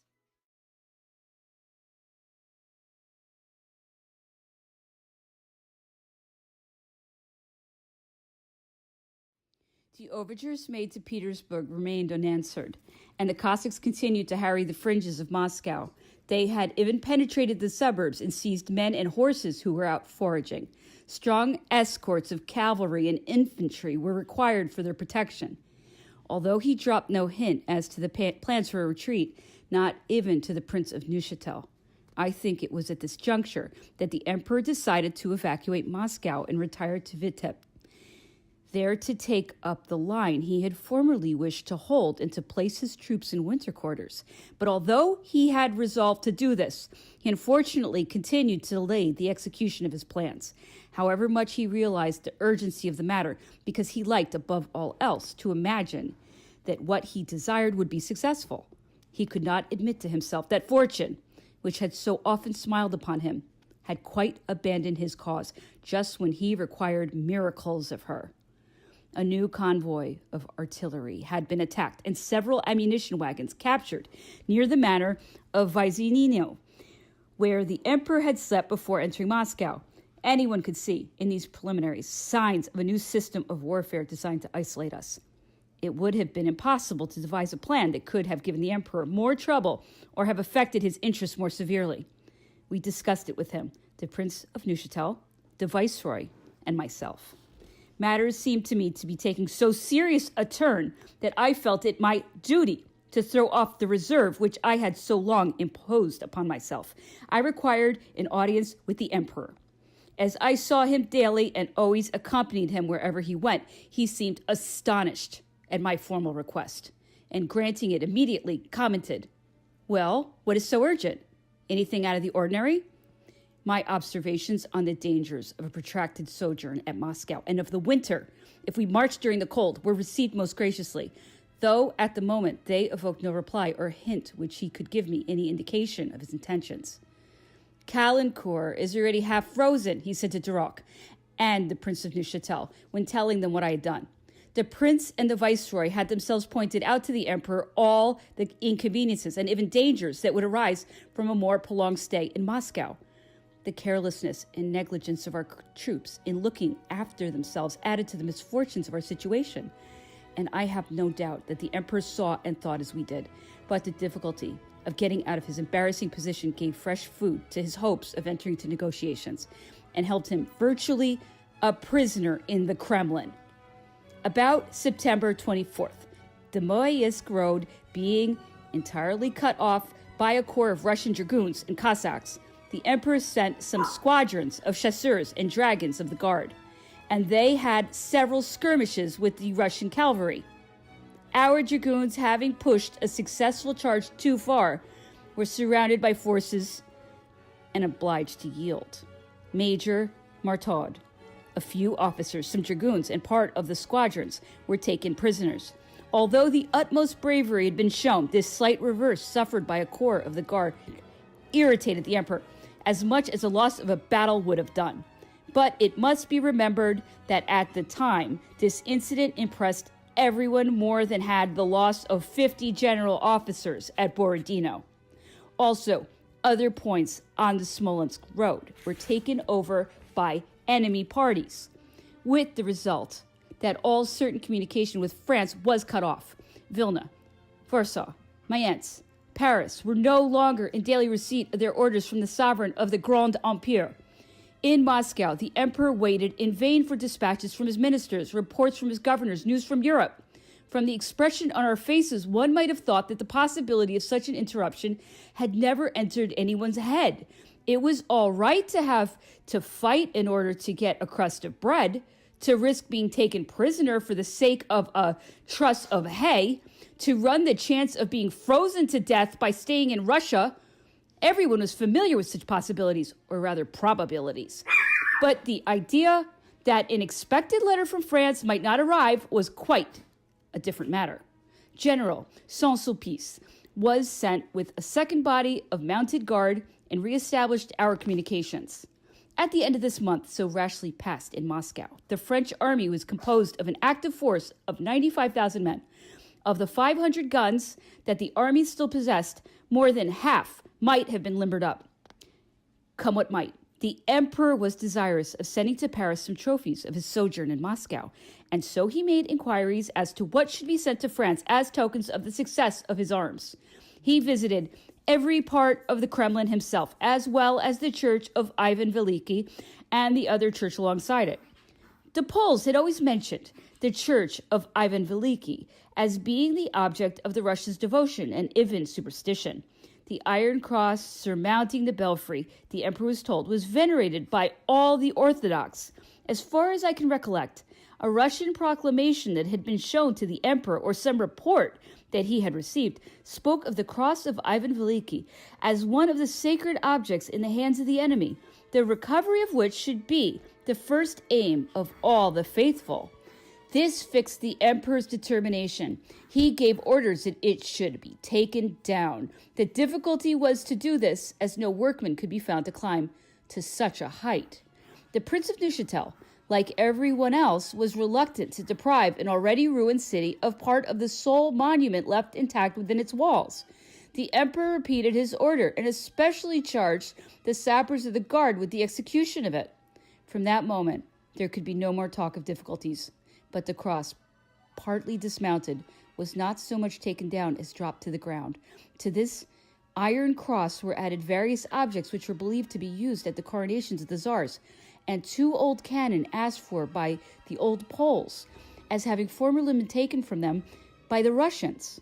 But the cannon remained in position, for, as not one horse was left in the whole country to replace our own losses, and we had not enough to harness to our artillery. We could not spare any for taking away trophies.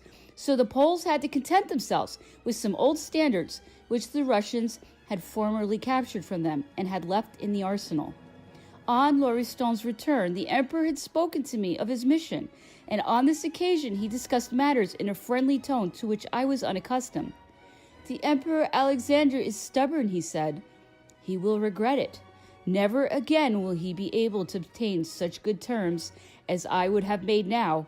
He has done himself no end of harm by burning his towns and his capital. What more could I have asked of him? I would not have cost him that much to confiscate English shipping.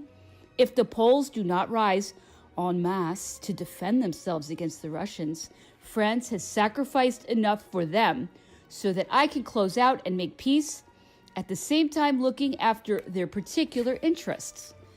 I am going to attack Kutuzov. If I beat him, as is probable, the Tsar runs grave risks.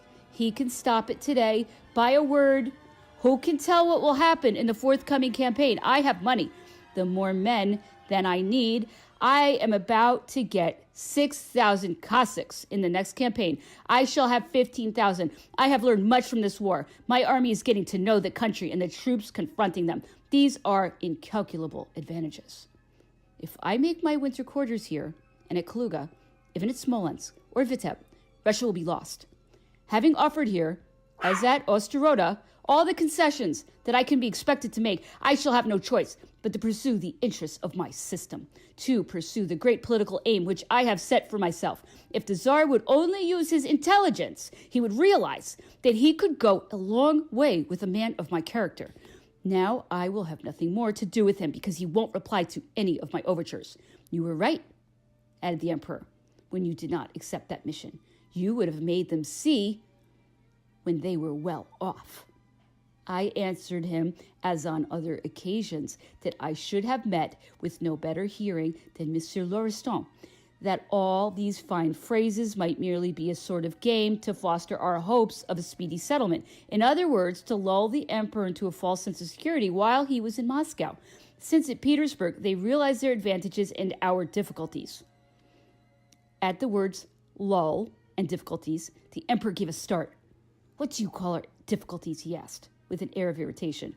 The winter, sire, I answered, is a big difficulty to begin with. The lack of stores, of horses for your artillery, of transport for your sick and wounded, the poor clothing for your soldiers. Every man must have a sheepskin, stout fur-lined gloves, a cap with ear tab, warm boot socks, heavy boots to keep his feet from getting frostbitten. You lack all this.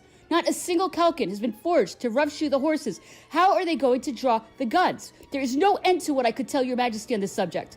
Then there are your communications. The weather is still fine, but what will it be in a month, in a fortnight, perhaps even less? The Emperor listened. I perceived that it was with impatience, but at least he let me speak. This time, it seemed to me, what I implied with thoughts of retreat in my mind irritated him no less than my words, woe and difficulties. He was above all upset at having been found out. So you think I'm leaving Moscow, he demanded. Yes, sire. That is not certain. Nowhere shall I be better off than in Moscow. The hardships of winter, the total lack of all precautions against cold and so forth, did not enter into his calculations. You do not know the French, he said to me. They will get all they need. One thing will replace another. The extreme rigors of winter do not come in 24 hours. Although we are less acclimatized than the Russians, we are fundamentally more robust. We have not had autumn yet. We shall have plenty of fine days before winter sets in. Do not trust to that, sire, I answered. Winter will come like a bombshell, and you cannot be too apprehensive, considering the present state of the army. This conversation shows all too clearly the Emperor's hopes, desires, and wishes. It would be superfluous to add further details. In the event of not meeting with the success he anticipated in his attack on Kutuzov, the Emperor considered himself in a fit state to keep the field and imagined that the temperature would allow him to do so for some time yet. He intended to make no movement without having previously beaten Kutuzov, but should he decide to retire on Vitebsk, He wanted, at the same time, to arrange everything in Moscow so that, if necessary, the winter could be passed there, and so that he could retain the means of keeping the place if he decided to hold that line. In the event of a withdrawal, he considered that he would have time and the means to withdraw the Moscow garrison when he wished to do so. Such was the reasoning upon which the emperor based his conduct and his prolonged stay in Moscow, waiting for a reply which never came and could never come. Since October 3rd, our troops had been ordered to concentrate, and on the 15th or 16th, the emperor seemed inclined to evacuate Moscow and move his headquarters to Vitebsk, keeping Smolensk as an advanced post, or perhaps as headquarters if he did not deem it necessary to establish himself at Vitebsk to be near the Dwina. He complained more bitterly than ever that the King of Naples was losing his cavalry. On the evening of the 14th, he had ordered him to make ready for a possible attack on Kutuzov, and relying on details the king had supplied as to the state of the cavalry, daily losses, and the difficulty of finding provisions, had authorized him to take up his position at Voronovo for the time being, as he would be there covered by infantry. But the tacit armistice, which had existed for some days, made the king decide to stay where he was. Meanwhile, the emperor once again sent Lauriston to Russian headquarters to propose an armistice and to ascertain whether any reply had come from Petersburg. The King of Naples was instructed to forward Lauriston's dispatches as rapidly as possible, for the emperor awaited them with all the more impatience because he realized that the season was passing. The Prince of Neuchatel wrote in this sense to Kutuzov on the 16th, urging him to make war in such a way as to keep the country in hand rather than devastate it. He proposed certain measures to this end. On the 21st, after his success at Voronovo, Marshal Kutuzov replied, "A people that has not seen an enemy on its soil for 3 centuries is enabled to make the distinction which frequent occupations and familiarity with the customs of modern warfare have established in civilized nations." The emperor considered this a worthy reply, and after reading it, observed, "These people have no wish to treat for terms. Kutuzov is courteous because he wants to finish the war, but Alexander has no such desire. He is pig-headed." The King of Naples had already proposed this armistice desired by the Russian generals, and only refused by them because the Tsar had not authorized it. It was on this occasion that the Tsar remarked, on receiving the dispatches and proposals from headquarters, "Now is the moment when my campaign opens." Some day later, after the affair at Voronovo, it was learned from the Russians that the Tsar had expressly forbidden the marshal and his generals to consent to any armistice or cessation of hostilities. Lauriston came back on the 17th, while Kutuzov was preparing for the next day the surprise which was to disillusion everyone so cruelly. At this time, while searching for food and wine, some soldiers discovered cellars in which a prodigious quantity of furs had been concealed, and all who could afford it bought them. The bear skins were too costly for junior officers, but I purchased one for a few Napoleons. By October 18th, everything was ready to move on Kaluga on the 20th. The emperor had decided to leave part of his household at Moscow and had given me orders to that effect. At 1 in the afternoon, as he was holding a review of Ney's corps after the parade, he received news of the King of Naples' defeat at Vinkovo.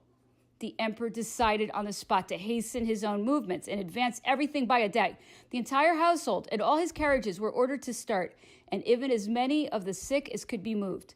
The emperor's first words to the Prince of Neuchatel and to those to whom he issued orders in person were, "We must wipe out the effects of this surprise. It must not be said in France that a check like this has forced us to retire. What folly of a king! No one takes proper care. This upsets all our plans. It spoils everything. The honor of our arms must be reestablished on the battlefield. We will see if the Russians carry matters off there as they did in this surprise. Anyhow, it looks as if the king has done them some damage, for they dare not follow him. In any event, we must march to his help and avenge him." The king had lost several pieces of artillery. A number of excellent and gallant officers had been killed, others captured and many wounded.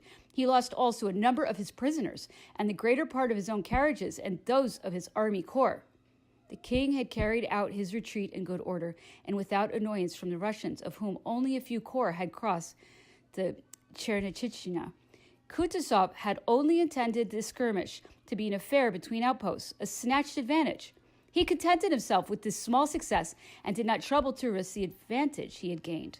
Unwilling to run the hazards of a battle, he halted, resumed his position on the Nara, and left only Platov, supported by some regular troops, to pursue the King of Naples. With soldiers of different caliber serving under a different chief, few of our men would have escaped. Prodigies of valor were performed. The emperor blamed the king, and especially General Sebastiani, who had suffered the surprise, for not having sent outposts or continual patrols into the small wood that dominated the position at General Sebastiani's right, for it was from this position that the Russians, more alert and active than ourselves on this occasion, were able, as the emperor said, to observe all of Sebastiani's movements, even to what went on in his own quarters. The emperor was all the more displeased that he should have to blame his generals for having been taken by surprise, because this same plan had been attacked by the Cossacks early in October, and from the same wood.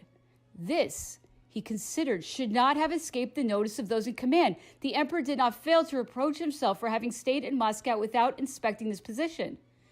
It means that I must see everything with my own eyes, he said. I cannot rely upon the king. He trusts in his own bravery. He leaves things to his generals, and they are careless.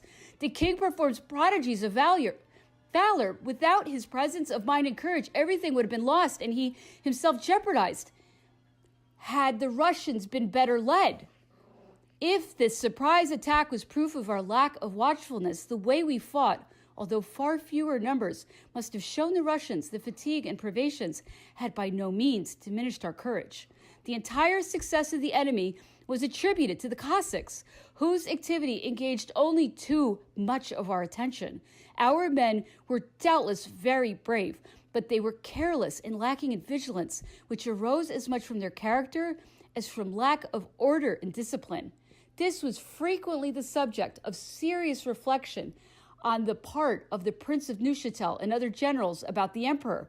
There were too many young officers in the corps. Dashing courage was valued above all else. Method, foresight, and even a love of discipline were underestimated. At all his reviews, the emperor made everything of audacity, courage, and luck. Those who organized, trained the men at the bases, and kept things going obtained no recognition if they were no longer with the Grand Army or had not taken part in such and such a battle. No commanding officer was ever brought to book for the losses occasioned by his negligence, his lack of order and discipline, even if 2/3 of his force had been wasted from these causes. If he led a gallant charge at the head of the 100 men left him on the day of battle, he obtained whatever he desired, and nothing was given to the brave lieutenant colonel who, after fighting his 20 campaigns, was back in the depot, organizing and drilling the detachments that were to reinforce the army. He was forgotten because he had had no chance of contributing any brilliant deeds to the successful affair of the moment. Far be it from me to say that the emperor did not reward the old soldiers. There are too many instances to prove, on the contrary, that they were the objects of his solicitude when they remained with the army or were invalided out, but let them remain in the depot, even in the interests of the service, and they could obtain no promotion until they returned to the fighting line. Undoubtedly, this system had the advantage of making all officers anxious to get back to the front, but it was really detrimental to the service and to the best officers as well, for the depots were only given to the most capable men. Any honest investigator who would compare the conditions of his corps at the beginning of the campaign with its state at the end, seeking the cause of loss and wastage, would certainly find that it was not the enemy's guns which had done the most damage to our cavalry. The fine state in which some corps were maintained to the very last moment compared to the disorder and destruction suffered by others that had been seen no longer service, proves that our greatest foe was lack of discipline, and the disorders that followed in its train originated in the negligence of the commanding officers. For his headquarters, the emperor had altogether 715 saddle and horses in Russia to draw the wagons loaded with provisions of all kinds, as well as a great outfit of tents. As his headquarters were always the last to arrive, and that invariably in a place already laid waste because the whole army had already passed by, it was necessary to carry everything with us or seek what we needed from a distance. It must also be observed that the general services supply did not furnish in all 1,000 pounds of bread, 100 trusses of hay, nor a particle of oats to the emperor's household throughout the campaign. I have, therefore, had experience of what can be done by method and care in supplementing the provender, both in kind and quantity.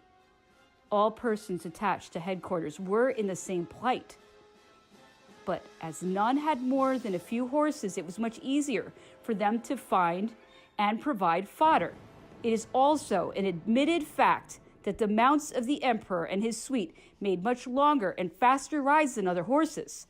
Yet, on reaching Vilna on December 8th, during the retreat, only 80 horses had been lost out of the 715 with which we had started the campaign. I enter into these particulars in order to answer in advance all the fables that have been told and that will yet be told as to the effects of the cold, the lack of provisions, and so forth. During the retreat, horses fell and lay by the roadside chiefly because they were not properly shod to keep their footing on ice, and once down and vainly having attempted to rise, they ended by lying where they fell and were cut up for food before they were even dead. With proper shoeing and the exercise of a little care, the greater number would certainly have been saved. Before leaving the subject of Moscow, it is essential that I should say something about its administration. The Duke of Treviso had been charged with the government of the city, and Monsieur de Lesseps, formerly Consul General of Petersburg, had been placed at the head of the administration. This estimable gentleman was on his way back to Paris with his wife and 8 children when a courier caught him up as he was disembarking at Danzig and handed him imperative orders to proceed at once to the imperial headquarters, then at the gates of Moscow. Despite his urgent request to be excused from all duties, after a week the emperor appointed him intendant. This excellent man did all he could. Like a true governor, he put a stop to many evils, among them the issue of forged papers, the loss of many billions by pillage, and the destruction of such archives as had been saved from the fire. It was the honorable and worthy Lesseps who raised more opposition than anyone else to the proclamation for the liberation of the serfs. It was he who collected, sheltered, nourished, and in fact saved quite a number of unfortunate men, women, and children whose houses had been burned and who were wandering like ghosts among the ruins of the capital. On this occasion, he showed that he had not forgotten the 30 years' hospitality he had met with in Russia. I was an eyewitness of this estimable man's efforts. He often confided in me his disappointments and all the sorrow that so much distressed him. It is only right that I should render justice to the honorable sentiments that have been his invariable guide. The emperor had prepared a proclamation to give the serfs their freedom. This was early in October. Some dregs of the lowest classes of society and a few firebrands, German artisans who made themselves the mouthpiece for these people and egged them on, had raised an outcry and demanded that this should be done. These same men had persuaded the emperor to begin the proclamation by announcing that hopes of freedom were germinating in every peasant's head, that thereafter, instead of finding himself surrounded by enemies, the emperor would have millions of auxiliaries. Yet was not this measure radically opposed to his acknowledged principles? He felt, and some time later observed to me, that the prejudice and fanaticism excited against us in the minds of the populace would prove a great obstacle, for some time at least, and that consequently he would have to bear all the odium of that measure without reaping any of the benefits. The disorder and pillage which inevitably followed our forced marches had caused the initial damage and alienated the peasants. The fires that had been so skillfully started, for which the peasants blamed the French, the different language, the crusade preached against us by the Russian clergy, all had combined to make that superstitious folk regard us as barbarians who had come to overturn their altars, steal their goods, ravage their women and children, lead them into captivity. And so they fled from us as from wild beasts. It would have taken time to reestablish our relations with the inhabitants. You have to confer before you can agree. As matters stood, there was no one to confer with. The Russian government had been wise to send away the inhabitants before the French arrived. In those grave circumstances, now it can be said, the Russians lacked neither talent nor forethought. This being the case, a proclamation which, apart from anything else, was not in accordance with the emperor's views, could have served no purpose, for it would have had no effect and would have imparted to the war a revolutionary character, which would have been highly unseemly in a monarch with reason, prided himself on having restored social order to Europe. So the preparation of this proclamation was merely a threat. It deceived nobody who really knew the emperor.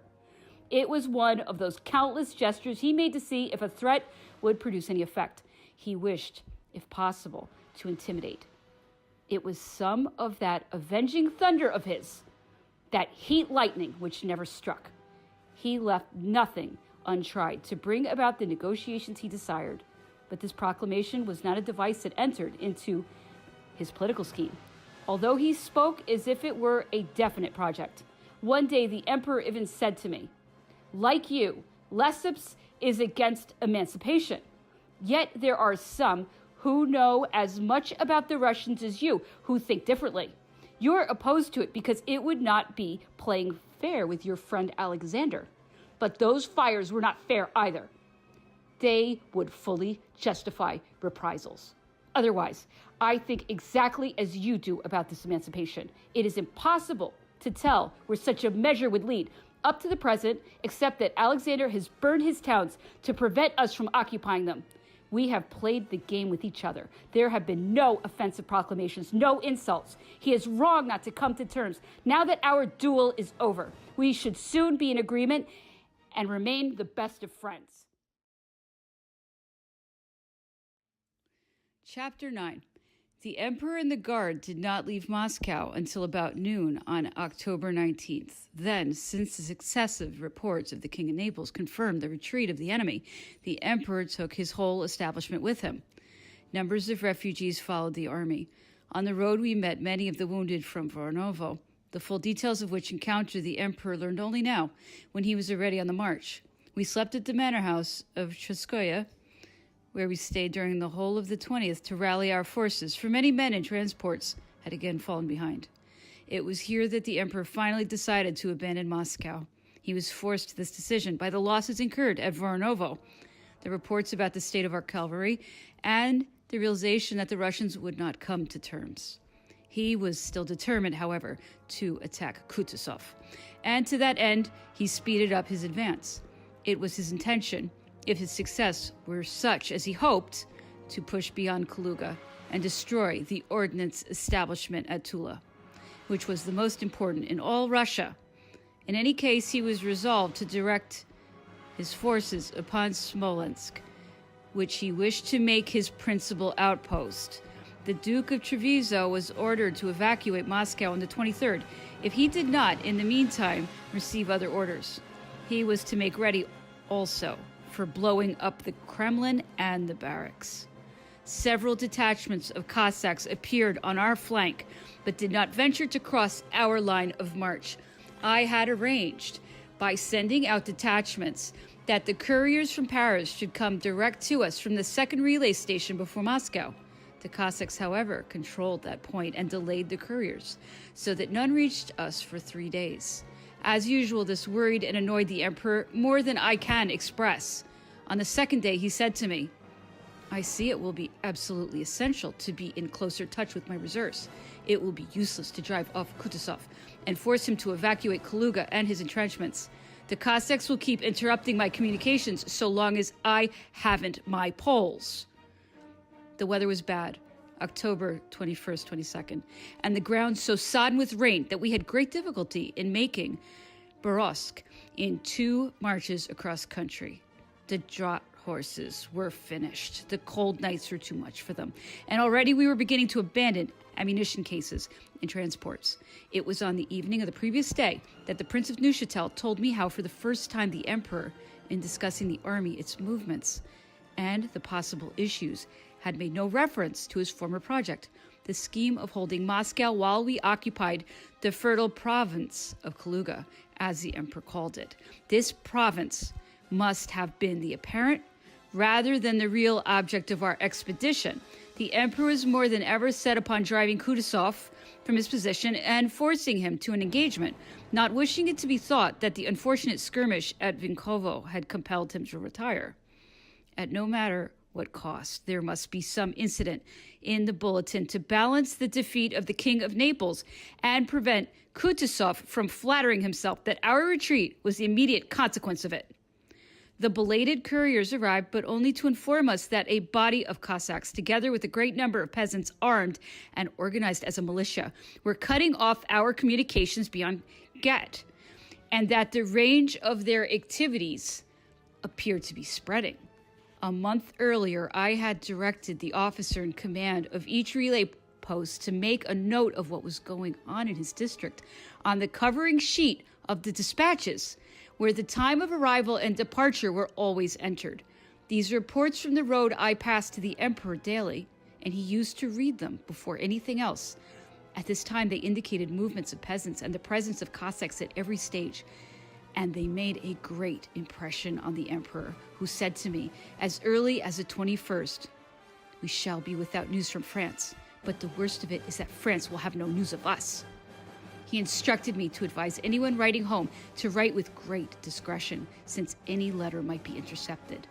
The Emperor reached Borovsk on the 23rd. In spite of the very bad weather, in the afternoon he reconnoitered the neighborhood of the town and the banks of the river, Preva, for a good distance out. But it was not until the morning of the 24th that he went forward to within a quarter of a league of Malo Yaroslavets, where Delzon's division had been fighting since daybreak against Doktorov's corps. While waiting for the arrival of the viceroy, Delzon's accomplished marvels. The viceroy hurried to his support as soon as he knew how much superior were the forces by which he was engaged. But Delzon's was killed in the midst of his men. General Guilleminot took his place and renewed the engagement. Like the experienced soldier he was, he occupied and fortified a church and two houses which flanked our defense and which prevented the Russians, although they were greatly superior in numbers, from passing beyond those points in their different attacks. These fortifications gave the leading division of the 4th Army Corps time to come up and relieve him. At the same time, Kutuzov's advance guard came up with Doktorov, and the fresh troops put in on both sides not only made the engagement brisker, but turned it into a battle.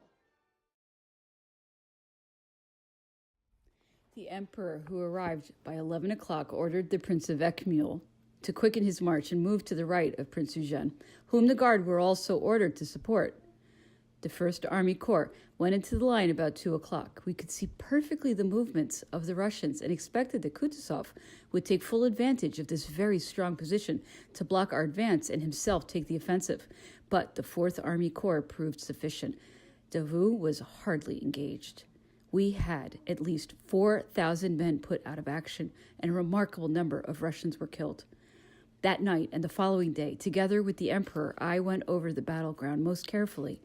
We blamed Kutuzov for sacrificing a good number of men, only to be beaten in the end and fail of his object. For since he defended his position, he must have intended to hold it, at least till nightfall. The truth is that Kutuzov, having learnt of the Emperor's movements only on the 23rd, was taken by surprise. The successive bodies of troops, which arrived later to support Doktorov, were only put into action to cover the retreat of his army upon Yukhnov, for he was unwilling to run the risks of a pitched battle. The general opinion was that Kutuzov might have better defended his position. For our part, we had to leave it in their hands of a small rear guard. Some Cossacks appeared that evening on the right of Gorodnia, where headquarters had been established in a weaver's hut. They were thought to be a party that had lost their way and would blunder into our outposts. We paid less attention to them than we might have done, because about noon in the same district, but on the left of the road, we had chased off some new Cossacks wearing crosses on their caps. They were mounted troops, founded on the model of the Don Cossacks and named after the provinces that provided them. 2 army corps were drawn up beyond the town, but the roads were so broken up that only one section of the artillery had been able, and that with difficulty, to reach their position. The emperor moved back to spend the night, October 24th, 25th, in the hut near the bridge at Gorodnia, a small hamlet 1 league from Malo Yaroslavets. Nearly all of us camped in the open. The viceroy's success had gotten us nowhere. We held the field, but Kutuzov had given us the slip. Our situation was therefore unchanged, and the army was not in a position to pursue the enemy. The emperor spent the night in receiving reports, issuing orders, and, on this occasion, discussing his difficulties with the Prince of Neuchâtel. He sent for me several times, and also for Duroc and the Duke of Istria, and discussed matters with us, but without reaching any decision. Should he follow Kutuzov, who, having abandoned an impregnable position, had probably eluded us? And what route should he take to Smolensk if he did not find the enemy drawn up beyond Malo Yaroslavets? He had to make up his mind, and the course that drew the emperor away from his enemy, whose measure he so much wanted to take, was always the one that came hardest to him. An hour before daybreak, the emperor sent for me again. We were alone. He looked very preoccupied and seemed anxious to relieve himself of the thoughts that oppressed him. "This is a bad business," he said. "I beat the Russians every time, but that doesn't get me anywhere." After a quarter of an hour of silent pacing back and forth in his little hut, the emperor went on, "I'm going to find out for myself whether the enemy are drawing up for battle or whether they are retreating, as everything suggests. That devil Kutuzov will never make a fight of it. Fetch the horses, let's be off." As he spoke, he picked up his hat to go.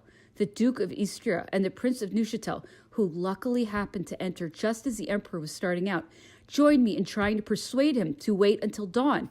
They reminded him that it was very dark, and that he would reach the outpost before it was light enough to see, and that, as the guard had taken up their positions by night, no one was certain where the corps lay. The emperor, however, was still resolved to go until one of the viceroy's aides-de-camps arrived to announce that, though nothing could be seen of the enemy but the fires of the Cossacks, some peasants and soldiers had just been taken, who confirmed the news of their retreat. These particulars made the emperor decide to wait, but a half hour later, his impatience drove him to start. Dawn was hardly showing, and 3/4 of a mile from headquarters, we found ourselves face to face with some Cossacks belonging to a troop of which the greater part who were ahead of us had set upon an artillery park where they heard some guns moving. They had carried off several pieces. It was still so dark that we were warned only by their shouts and were almost upon them before we could see them. It was so unexpected to find them inside the lines where our guard were bivouacked that, I must admit, we paid little heed to the first shouts. It was only when the shouting increased and closed in around the emperor that General Rapp, who was ahead of him with Lauriston, Lubau, and Durenel, the orderly officers on duty, and the advance guard of the picket, came back to the emperor and said, "Halt, sire, the Cossacks." "Take the chasseurs of the picket," he answered, "and go forward." The chasseurs, only 10 or 12 of whom had so far joined us, were already moving forward unbidden to join the advance guard. The light was still so poor that nothing could be seen more than 25 yards away. Only the clash of arms and the shouts of the men fighting indicated the direction of the skirmish, or even that we were at grips with the enemy. Monsieur Emmanuel Lecouteau, the Prince of Neuchâtel's aide-de-camp on duty, had a saber run clean through his chest by a trooper of the guard who mistook him for a Russian. The emperor was left alone with the Prince of Neuchâtel and myself. All 3 of us held our swords drawn. As the fighting was very near and shifting closer towards him, the emperor decided to move off several yards onto the crest of the rise so as to see better. At this moment, the remaining chasseurs of the picket caught up with us, and the squadrons in attendance, to whom the emperor had not given time to mount horse before he set out, came up immediately after. Guided by the shouts of those already engaged, the first 2 squadrons to arrive charged and broke up the foremost Cossacks. The 2 other squadrons, who were close behind, headed by the Duke of Istria, came up in time to support the first 2 and were hard pressed and surrounded by a swarm of the enemy. By this time, daylight was near enough to light up the scene. The plain and the road were alive with Cossacks. The guard recaptured the guns and the few artillerymen in the enemy's hands and forced the Cossacks to recross the river, but we were left with many wounded.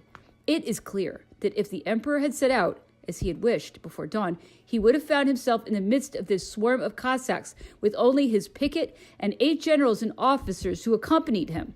If the Cossacks who came face to face with us and at one moment surrounded us had shown more courage and fallen upon our route silently, instead of shouting and wrangling at the side of the road, we should have been carried off before the squadron could rescue us. No doubt, we should have sold our lives as dearly as one can by hitting out blindly with a light sword in the dark, but the emperor would certainly have either been killed or captured. No one would even have known where to look for him. In a wide plain, dotted all over with clumps of trees under cover of which the Cossacks had been able to hide within the musket shot of the road and the guard. If these details had not the testimony of the army and of so many trustworthy men to confirm them, they might be called in question. And how, indeed, can anyone believe that a man of such foresight, a sovereign, and the greatest commander of all time, could have been in danger of capture 500 yards from his headquarters, on a high road, the route of the march of the whole army, and among the bivouacs of a considerable guard, both of cavalry and infantry? Is it credible that 1,000 men could have lain in ambush and passed the night within the range of 3 or 4 musket shots from our headquarters without being discovered? But this is all explained and proved by the following particulars, which I have summarized with care as being illustrative of the emperor's habits. We had very few light-armed troops left.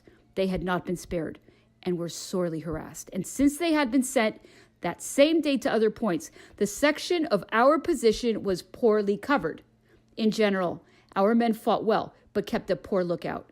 In no other army can the duties of reconnaissance have been so neglected. At nightfall, they set up a few sentry posts hither and yon, so as to have time to mount before the enemy might arrive, but they seldom took the trouble to cover rear or flank.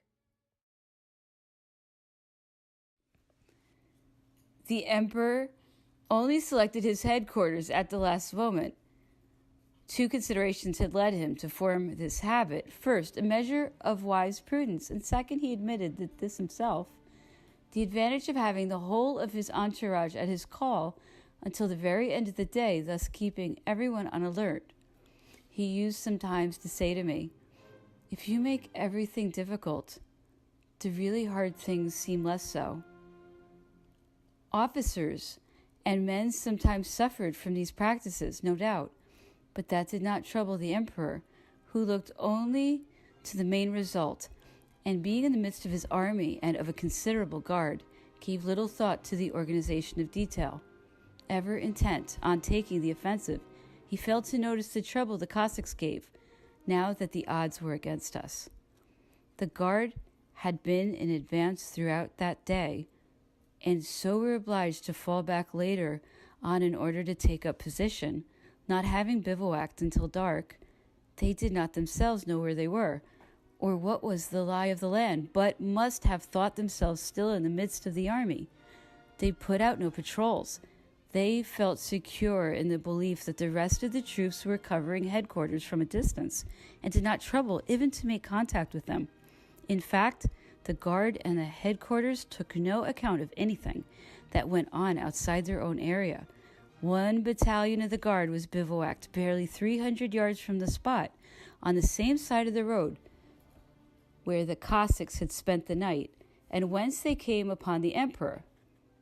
By night or by day, the emperor would mount his horse without warning. He even took pleasure in going out all of a sudden and throwing everyone off the scent. His saddle horses were divided into troops. Each troop consisted of 2 horses for himself, 1 for the master of horse, and as many were necessary for the other officers on duty with the emperor. Throughout the whole 24 hours, there was always 1 troop of horses saddled and bridled. Every officer had also to have a horse bridled, and the picket on duty, which consisted of an officer and 20 light horse, was always saddled and bridled. The squadrons in attendance provided and relieved the picket. On the other campaigns, there was 1 squadron in attendance, but on the Russian there were 4 half-light cavalry and half grenadiers and dragoons. The picket never left the emperor. The squadrons followed in echelon formation and saddled only when the emperor called for his horse. As he did so in haste and without warning, he always set out with only 2 or 3 other persons. The remainder caught up. After Moscow, and indeed after Smolensk, the same squadrons remained in attendance for 2 or 3 days running. Men and horses both were worn out. The emperor usually returned to his quarters very late after nightfall. The squadrons in attendance bivouacked as best they could, hurriedly and in the dark. When the emperor mounted his horse in the field, he usually set up out at a gallop, if only for 200 or 300 yards. However keen and alert they were, therefore, it was difficult for a troop to be actually alongside him from the start. This explains how the emperor came to be almost alone at one moment on the day of this scuffle. The Prince of Neuchatel and I were always close behind the emperor's horse. The general in command of the guard, who was then on duty, rode at our side, but during the Russian campaign, the generals of the guard all had other commands, and the master of horse then fulfilled their duties by right.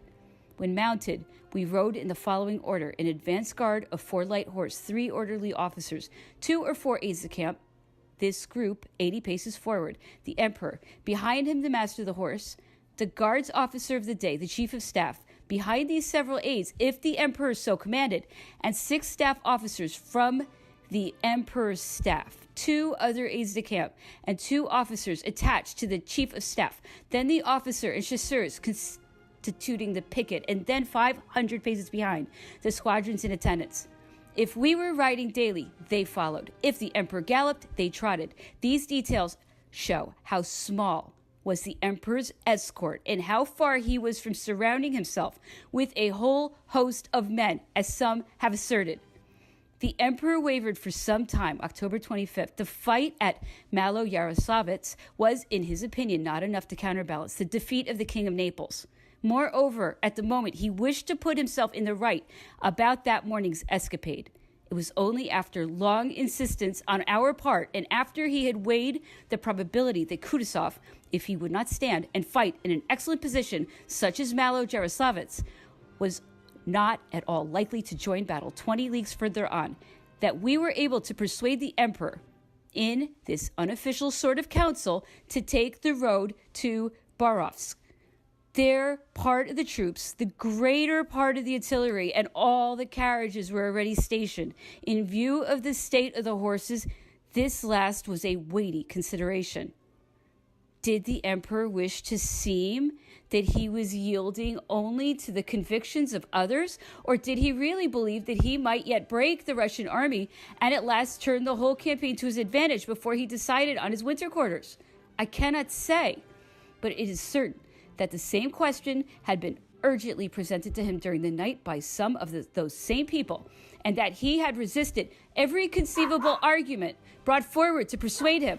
He merely postponed his decision until he could see for himself whether the enemy had really escaped him. It was for this reason that he had wished to set out before dawn. He came back to Gorodnia, and from there set out his orders. The next day, the army marched towards Borovsk, where the staff slept on the night of the 26th. A few inhabitants had returned to the town. It might be thought that when he left Moscow, the emperor had somehow anticipated the course of events, for he had ordered various precautionary measures against the Cossacks. But, as we have seen, they were unavailing. Nobody was used to keeping good guard, and all were too much disheartened and too exhausted to change their ways. every man's first thought on arrival was to find food for himself and his horses, and this could only be done by going off the main road, and so risking capture by the Cossacks or murder by peasants. The marches were too hard, and the cavalry too few and exhausted for adequate detachments to be sent out on reconnaissance or to cover our flanks. We made light, as far as was possible, of the risks run by the emperor in the scuffle with the Cossacks. But within 48 hours, the whole army knew the story, and the impression made was regrettable. This incident should have served as a warning to everyone, proving as it did our want of vigilance. But the lesson passed unnoticed. At the same time, it reflected no credit on the daring or courage of the Cossacks, who allowed themselves to be driven off and yielded their gains to 200 or 300 horsemen. They are certainly the finest light troops in the world for guarding an army, scouting the countryside, or carrying out skirmish sallies. But whenever we faced up to them and marched against them boldly in a solid body, they never offered resistance, even when they outnumbered us 2-1. Attempt to attack them singly or charge them in scattered formation, and one was lost. They returned to pursue as quickly as they withdraw from the attack. Being better horsemen and mounted on more responsive horses than ours, they can escape us when necessary or pursue us when it suits them. They spare their horses. They may sometimes race them or set them to long and exacting rides, but they generally spare them the futile running to and fro by which we wear out our own. On the 27th, the emperor passed the night at Veria to give the artillery and other horse-drawn equipment time to take the lead. Having started very early, he reached the town during the morning, passed straight through, and did not halt until he was half a league beyond, on the road to Moyeysk, at the top of a rise overlooking the country road. There he stayed to watch the troops and convoys pass, and there they brought him Lieutenant General the Count of Vinsingroda, aide-de-camp to the Tsar. He had commanded a body of light troops stationed on the road to Tver in order to cover Petersburg and keep watch on Moscow, where he was taken prisoner. As divergent accounts of this affair have been told since the war, I shall give here the particulars I noted down from the reports made to the emperor at the time it took place. Having probably learnt that the French army had gone, Monsieur Vinsingroda, who was near Moscow, went into the suburbs and entered into talk with some of the inhabitants. Several light attacks by the Cossacks or by armed peasants had forced the Duke of Treviso to draw in his small horses so as to not expose them to the danger in that large city. Our troops, being concentrated around the Kremlin, Monsieur Vinsingroda came disguised into the town as far as our outposts, and he entertained the hope of carrying out for some military operations which should force the Duke of Treviso to evacuate. Some of the soldiers, taking him for a mere townsman, let him run on without paying much heed to him or his talk. A more perspicacious hussar, having heard some of his final remarks, kept him under observation. Shocked by his suggestions, he arrested him and took him to the guardroom. From there, in spite of his protests and objections, he was taken before the officer in charge of the city. When he was recognized as a Russian officer, he vainly tried to plead that he had come to parley. The story would not hold water. He was kept under arrest and taken to the Duke of Treviso, who treated him with consideration, but as a prisoner of war, being unable to accept the pretense by which Monsieur Vinsingroda wished to extricate himself, for he had come secretly in disguise in an attempt to suborn our soldiers, and had not been announced by a trumpeter as an emissary. Monsieur Narishkin, son of the Grand Chamberlain and aide-de-camp to Monsieur Vinsingroda, waited at a distance with a few Cossacks. Not seeing his commander return, he inquired of the townsmen what had happened, and they reported that he had been taken under arrest. Then, without giving notice, without sounding any bugle or calling an officer or sergeant to a parley, Narishkin went over to the French outpost and simply gave himself up, holding it a point of honor not to abandon his chief. This filial devotion on the part of an officer commanding a troop of men excited some surprise. The young man was sent to the marshal under guard. The emperor, to whom the capture of these officers was reported, ordered them to be brought to him. They arrived just as we did at the spot on the road where the emperor chose to dismount. Monsieur Vincingoroda was brought to the emperor by himself, and the emperor reproached him for serving with the Russians when he was born in Germany, the subject of a country either ruled by France or allied with her. He added that Monsieur Vincingoroda, being one of his subjects, he would have him tried by a court-martial, which would also charge him with espionage, and that he would be shot as a traitor to his country. The more Monsieur Vincingoroda tried to justify himself, the more angry the emperor became. He reproached him for having been for a long time in the pay of the English, with having taken part in all the plots against him and against France, with trying to suborn the soldiers at Moscow, urging them to desert and advising them to commit acts of cowardice in the name of a sovereign who would have despised them for it.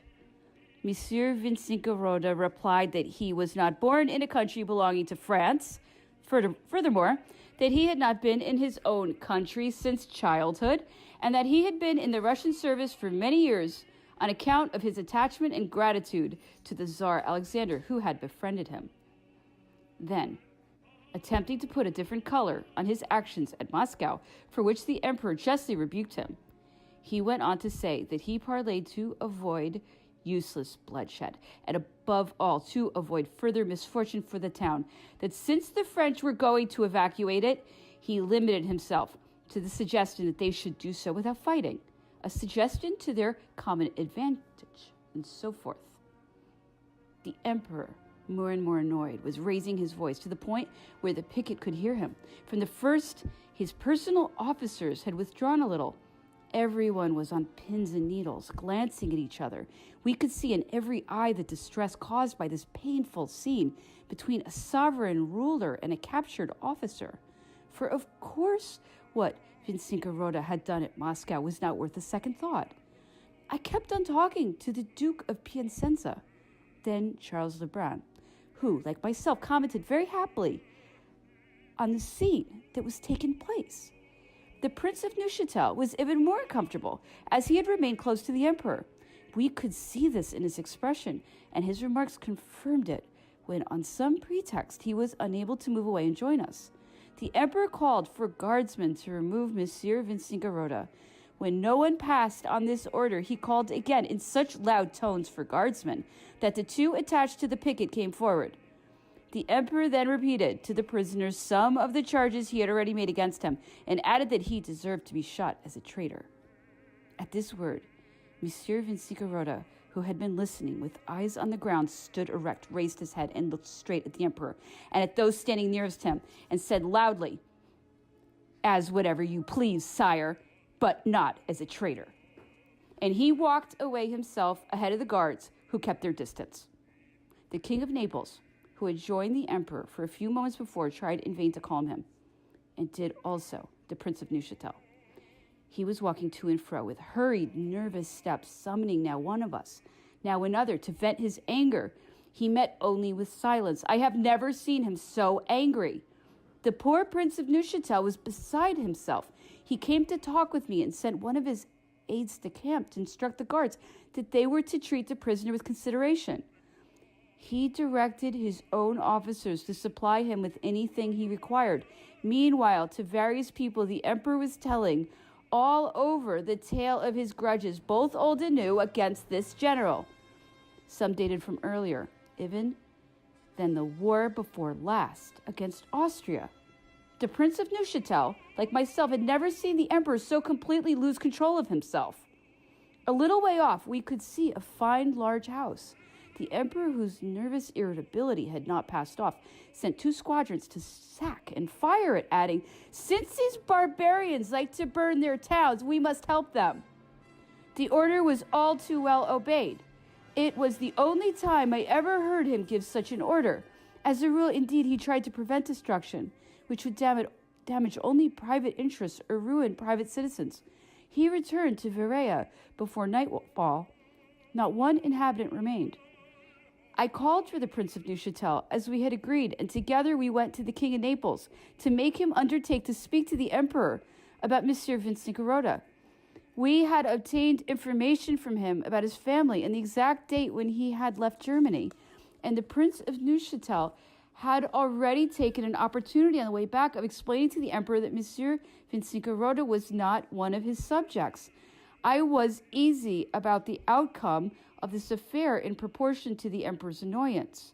For princes, like other men, have a conscience, which bids them right the wrongs they have done. But as the hours seemed long to prisoners, we were impatient to obtain the decision, which we could foresee, but which alone could remove all anxiety. The Emperor sent to me to inquire if I had news of the courier. This order seemed to me to promise well, for it was much earlier than he could possibly arrive. The Emperor, although considerably calmed down, still needed to vent his spleen. I listened and agreed that Monsieur Vinciguerota's behavior at Moscow had been irregular, that he had made himself liable to trial and judgment by the corps which had taken him. But I concluded by saying that the Emperor could not have sent for him and spoken to him himself merely in order to show him a pointless severity. For the Emperor, I said, had used his prisoner so sternly in words that no further punishment was needed. I added that severity would now look like personal vengeance and an act of malice against the Tsar Alexander, whose aide-de-camp the prisoner was, and that rulers had no need, after so many cannonballs had been fired, to come to grips with each other in person. The Emperor began to laugh and pulled my ear affectionately, as was his habit when he sought to tease people. He said, "You're right, but this Vinciguerota is a bad character, a schemer. Is it proper for a man of his rank to go about suborning soldiers? To lower himself to play the spy, the pimp?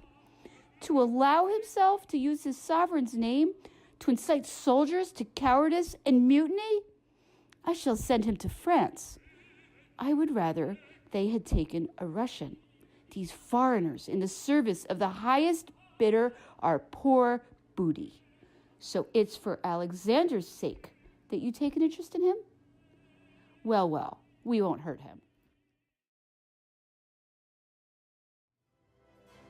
The Emperor gave me a little tap on the cheek, his signal mark of affection. From the first, I had seen he only wanted an excuse to go back on his words. I did not wait for dismissal to go off with such good news. But the Emperor called me back and instructed me to persuade Monsieur Narishkin to dine with us. He added that he would send him back to the Russian outpost in a few days, but that I was not to mention it. As to Monsieur Vinciguerota, the Emperor said to me jokingly, "You don't take so much interest in him because he isn't a Russian." Then he began again the tale of all his faults. He is a secret agent of the London government. He was a spy in Vienna, a spy in Petersburg. He is a framer of intrigues wherever he goes, and doesn't deserve the least consideration, certainly not on any grounds, the post of aide-de-camp to the Tsar Alexander. For close personal duties of that kind belong only to born subjects, honorable men against whom there is no political scandal. In this conversation with the Emperor, I brought in, as we had agreed, the Prince of Neuchatel, the plea that in the interest of French prisoners, some consideration should be shown this man. "That will not be the reason," replied the Emperor sharply, "for my showing him mercy. His behavior has put him outside ordinary rights. It is because I never really wanted to do him any harm, and though the Emperor Alexander is at fault in making such a man his aide-de-camp, I will not be likewise at fault in ill-using a man who is particularly close to him. I shall send him to France with a good escort to prevent him from intriguing throughout Europe with 3 or 4 other firebrands of his sort." The Emperor, in dismissing me, told me again not to mention as yet his good intentions towards Monsieur Vinciguerota. I confined myself to telling the Prince of Neuchatel that he could be easy about the fate of his prisoner, and he went with the King of Naples to dine in the emperor's quarters, intending to obtain a definite decision in this matter. A moment later, the emperor sent for me again, just as we were having dinner, and questioned me about the family and mode of life of young Narishkin. He directed me to tell Narishkin, as though it were from myself, that he wanted peace, that it rested with the Tsar to make an honorable one, that his position was very favorable and enabled him to offer good terms to the Tsar Alexander. Because it was clear that no military reverse compelled him to it, that the moment was no less favorable to Russia, as the movement of the French army, being in some sort of a retreat, counterbalanced the constant advantages our troops had obtained and put both governments in a position to negotiate with honor. That the emperor would possibly send him, Narishkin, back to the outpost because he knew that his family were particularly close to the Tsar, and he did not wish the Tsar to remain any longer in anxiety about Narishkin's safety. I went back to Monsieur Narishkin, who had dined with us. I reassured him as to his general's fate and carried out all the emperor's instructions. Meanwhile, the King of Naples and the Prince of Neuchatel talked to the emperor with their usual amiability. Monsieur Vinciguerota was regarded as a prisoner and sent to France, and Monsieur Narishkin with him. I gave Monsieur Narishkin some money, and after overtaking our carriages on the following day, sent him an overcoat, as he had only his uniform. My body servant found them marching with the head of our column, which they followed as far as Gayette. Thence they were started off to Paris with an officer and a guardsman as escort. Chance served them well, for they were set free by Monsieur Chernichev and a troop of Cossacks who fell in with them beyond Borisov. The Duke of Treviso had evacuated Moscow on the 23rd after blowing up the Kremlin and the barracks in accordance with the orders he had received. On the 27th, he was at Moyaisk. For there, several days, they had been sending back the wounded by the scanty means of transport that they'd been able to get together. Some consignments of rice had arrived there, and the Duke of Abrantes had established depots which supplied the needs of the first arrivals. The following day, the 28th, we passed within sight of Moyaisk, but did not enter it. On his way by, the emperor halted beside the road to obtain some account of the evacuation and of the distribution of supplies that he had ordered for the wounded. He himself took part in placing many of them in his own carriages and in any that passed. In spite of all warnings that this would inevitably mean death, the unfortunate men who had left the field hospital to drag themselves along the road were placed by his orders wherever they could hang on the covers of wagons and even in the forage carts, or in the back of vehicles already crowded with the sick and wounded from Malo-Yaroslavets. And in due course, they were the victims of the emperor's good intentions, who had thought to remove them from any danger they might run through the barbarity of the Russian peasants. Those who did not die of exhaustion through the discomforts of their position either fell victims to the cold nights or died of hunger. The wounded of the guard and those who were in the emperor's carriages were nourished and cared for, but the rest, since all the other carriages were lost, not a score of them reached Vilna. Men in the best of health could not have endured this mode of travel and could not have held on to the vehicles in the positions in which most of them were placed. So one can imagine the state of these unhappy men when they had covered a league or two. They had to endure jolting, fatigue, and cold all at once. The carriages, drawn by tired and underfed horses, were traveling 14 to 15 hours of the 24. They kept to the road and found no place that afforded them any supplies. During the halts, the drivers went aside from the road with some of their horses in search of food and fodder, however poor in the deserted villages and encampments. Being uncertain as to what they would have tomorrow, they kept whatever they found carefully to themselves. Often, they had not even time to start a fire. Never was there a sadder fate, a more wretched or hopeless position. Inevitable death seemed to beset us on all sides. The surgeons and doctors, with neither food nor physic nor bandages, and having for the most part not even bread for themselves, were forced to shun the hapless, sick, or wounded, to whom they could no longer be of any service. As far as Orcha, we had to cross a veritable desert.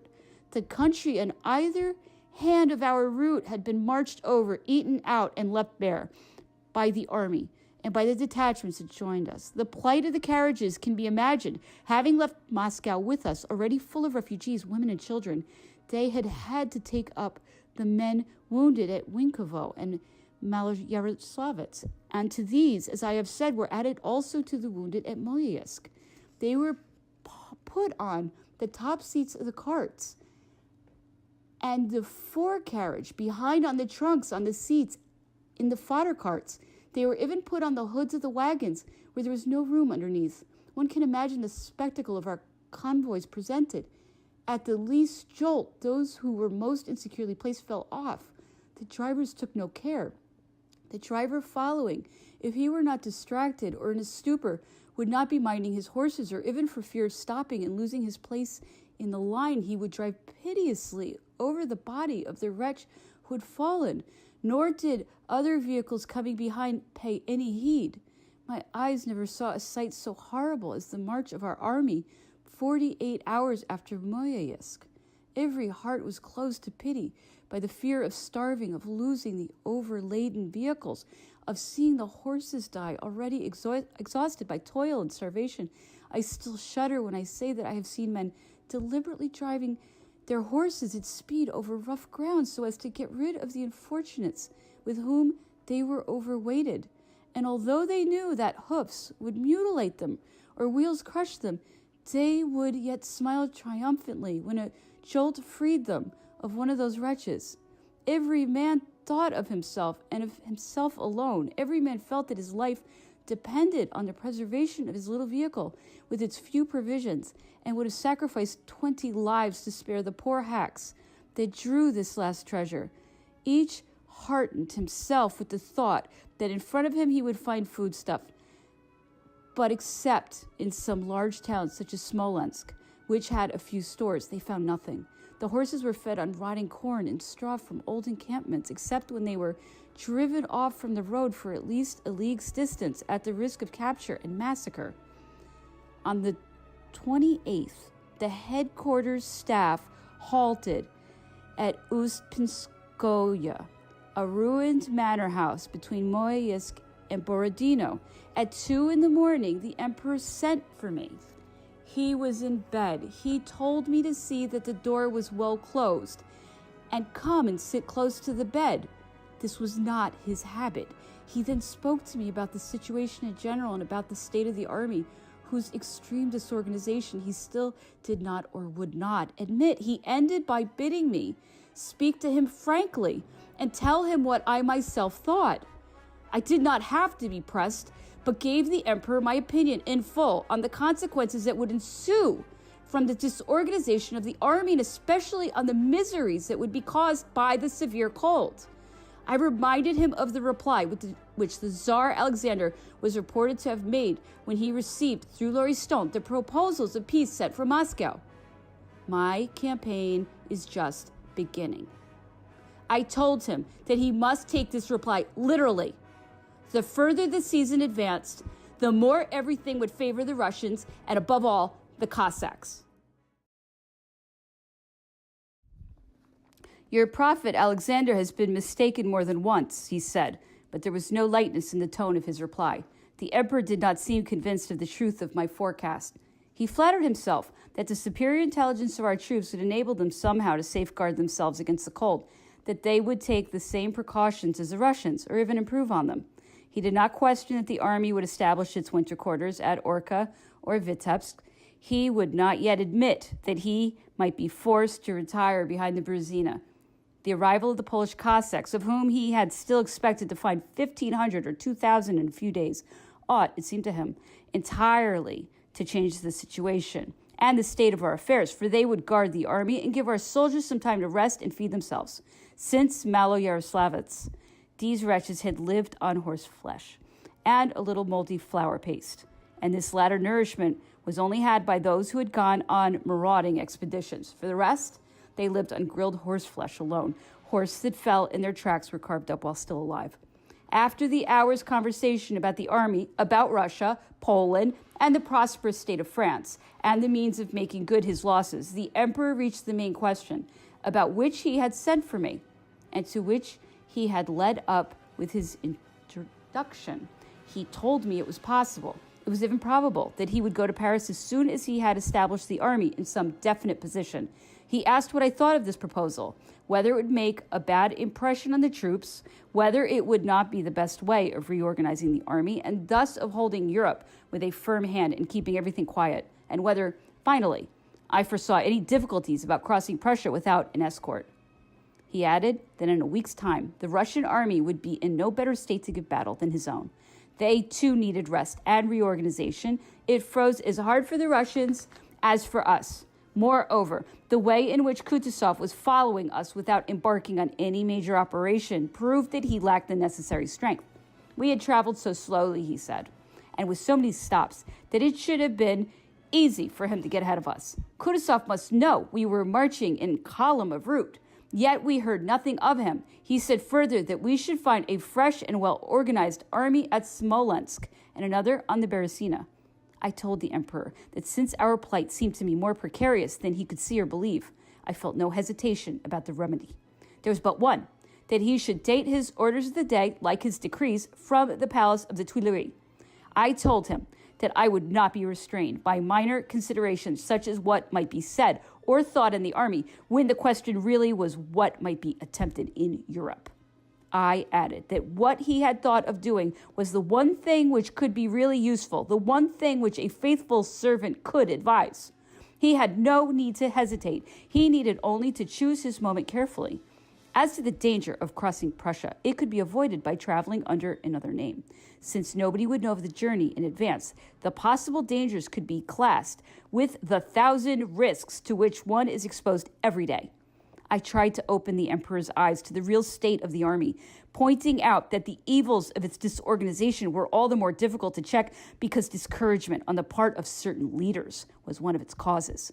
They were indeed letting their units break up entirely and would do nothing to keep the soldiers in hand, lest they should have to give battle with the men, too few in number, whose loyalty had made them stay with the colors. I told the emperor what impression I thought would be made, not only in France but in Europe, by the news of this retreat and, even more, by the news of those disasters, in which he was still reluctant to believe. I drew the conclusion that his return was necessary to offset this. The emperor in the end seemed less skeptical about my forebodings. He thought that only his presence at Paris could adequately hasten the mustering of all the forces needful to give us an army in 3 months. He ended by asking if I did not think that overtures to the Tsar Alexander, now that the Russian provinces would be evacuated, might not lead to peace. No more than at Moscow, I replied. The news of our retreat will have made everyone exultant. It was 5:30 when the emperor dismissed me. He told me to think over what he had said, and that he would discuss it with me again after he had talked to the Prince of Neuchâtel. Chapter 10, Hunger. On the next day, October 29th, we were at Ghat. The cold was already intense. The dispatches, which were now more frequent as we were going to meet them, had again been interrupted. Since the previous day, enemy parties had appeared on our line of communications.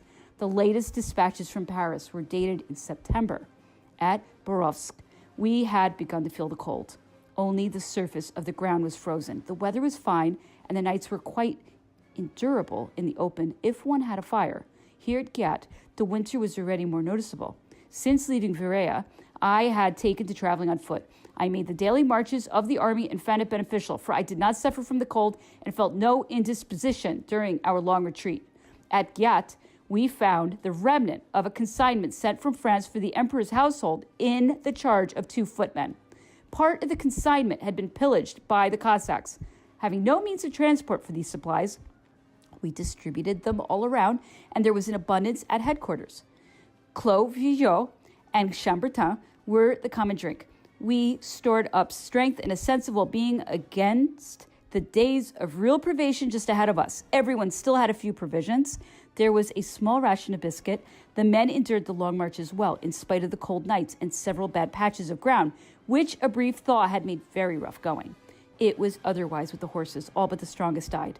The reserve horses were harnessed up, and as there were no longer enough of them, we were already beginning to abandon some of the vehicles. So far, the Cossacks following our rear guard gave very little trouble. The state of the cavalry and the speed of our march prevented us from sending out scouting parties. Hence, we had no news of the enemy. However, as there were no Cossacks alongside our route, the raiding parties from the head of the column went out and returned, seeing only a few peasants who fled at our approach. This easy foraging had one great disadvantage, in that the sense of security thus created increased the number of stragglers. Since there was no food without raids, everyone wanted to raid. The raiders and stranglers of the rear guard were not so fortunate. The enemy captured a good number of them every day. Satisfied, no doubt, with this accomplishment, they seldom ventured within range of our muskets. On the 30th, we made Velikzevo our headquarters for the night. This fine manor, however, had not a single rafter left, and we had difficulty in collecting enough material from the wreckage to patch up one room for the emperor and one for the chief of staff. The billiard table was the only piece of furniture still intact. Here we received the delayed dispatches. On the following day, the 31st, the headquarters and the guard were stationed at Vyazma, where we stayed through the 1st of November. The emperor did not even make a guess at Kutuzov's march, and Kutuzov left us very quiet. The weather was fine. The emperor repeated more than once that the Russian autumn was like the autumns at Fontainebleau, and judging what the weather would be like in 10 days or a fortnight's time by what it was on that particular day. He said to the Prince of Neuchâtel that this was just the weather one had at Fontainebleau around St. Hubert's Day, and that the stories people told about the Russian winter would only scare children. On the 2nd, we halted at Samlovo. On the 3rd, at Slavokovo, where we had the first snow. It was the general opinion that the security of our flanks during the preceding few days, the enemy having barely kept up with our rear guard, was only a ruse to foster confidence and to bring about, somewhere near Borodino, another skirmish on the lines of Voronovo. But Kutuzov's weak pursuit was actually due, afterwards discovered, to his uncertainty regarding our movements. He did not know definitely until the 27th that our march against him had been only the prelude to a retreat. On the 28th, he directed Milioradovich, to whom he attached a strong body of infantry and cavalry, to attack us and cut off our rearward divisions before we reached Vyazma. The emperor learned of this attack on the 3rd at Slavkovo. He learned that the viceroy, Prince Poniatowski, and Elchingen had to support Ekmul, who commanded the rear guard, and whose progress was slowed up and hindered by the large number of stragglers whom hunger and sickness already had separated from their units. He was still a good distance from Vyazma when the Russian infantry appeared. Not having a strong force, the marshal had to hasten his march. Meanwhile, Marshal Ney was encamped before Vyazma.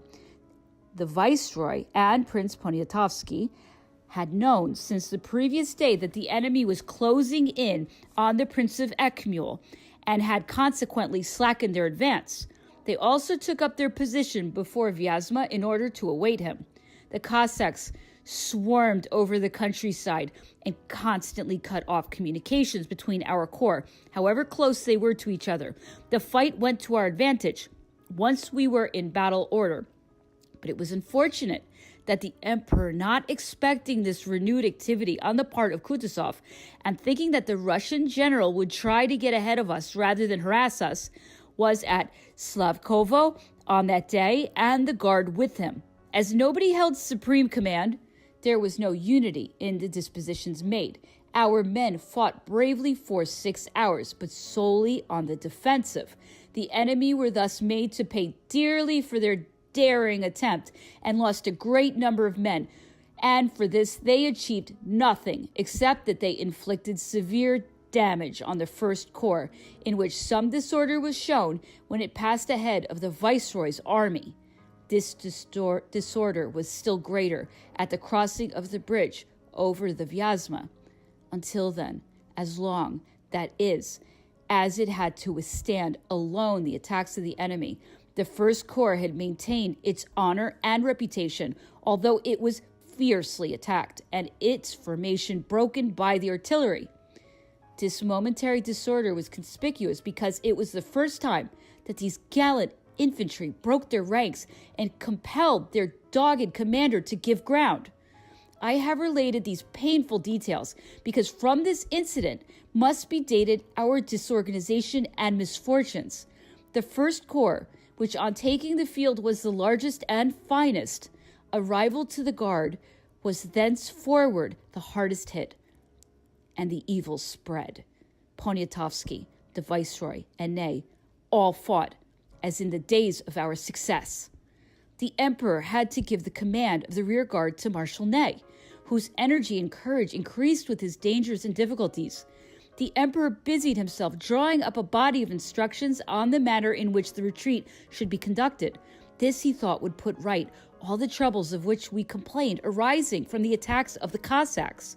He likened them to the Arabs and directed that we should march as in Egypt, with the baggage in the center, a half battalion at the front and the rear, and battalions in file on the flanks.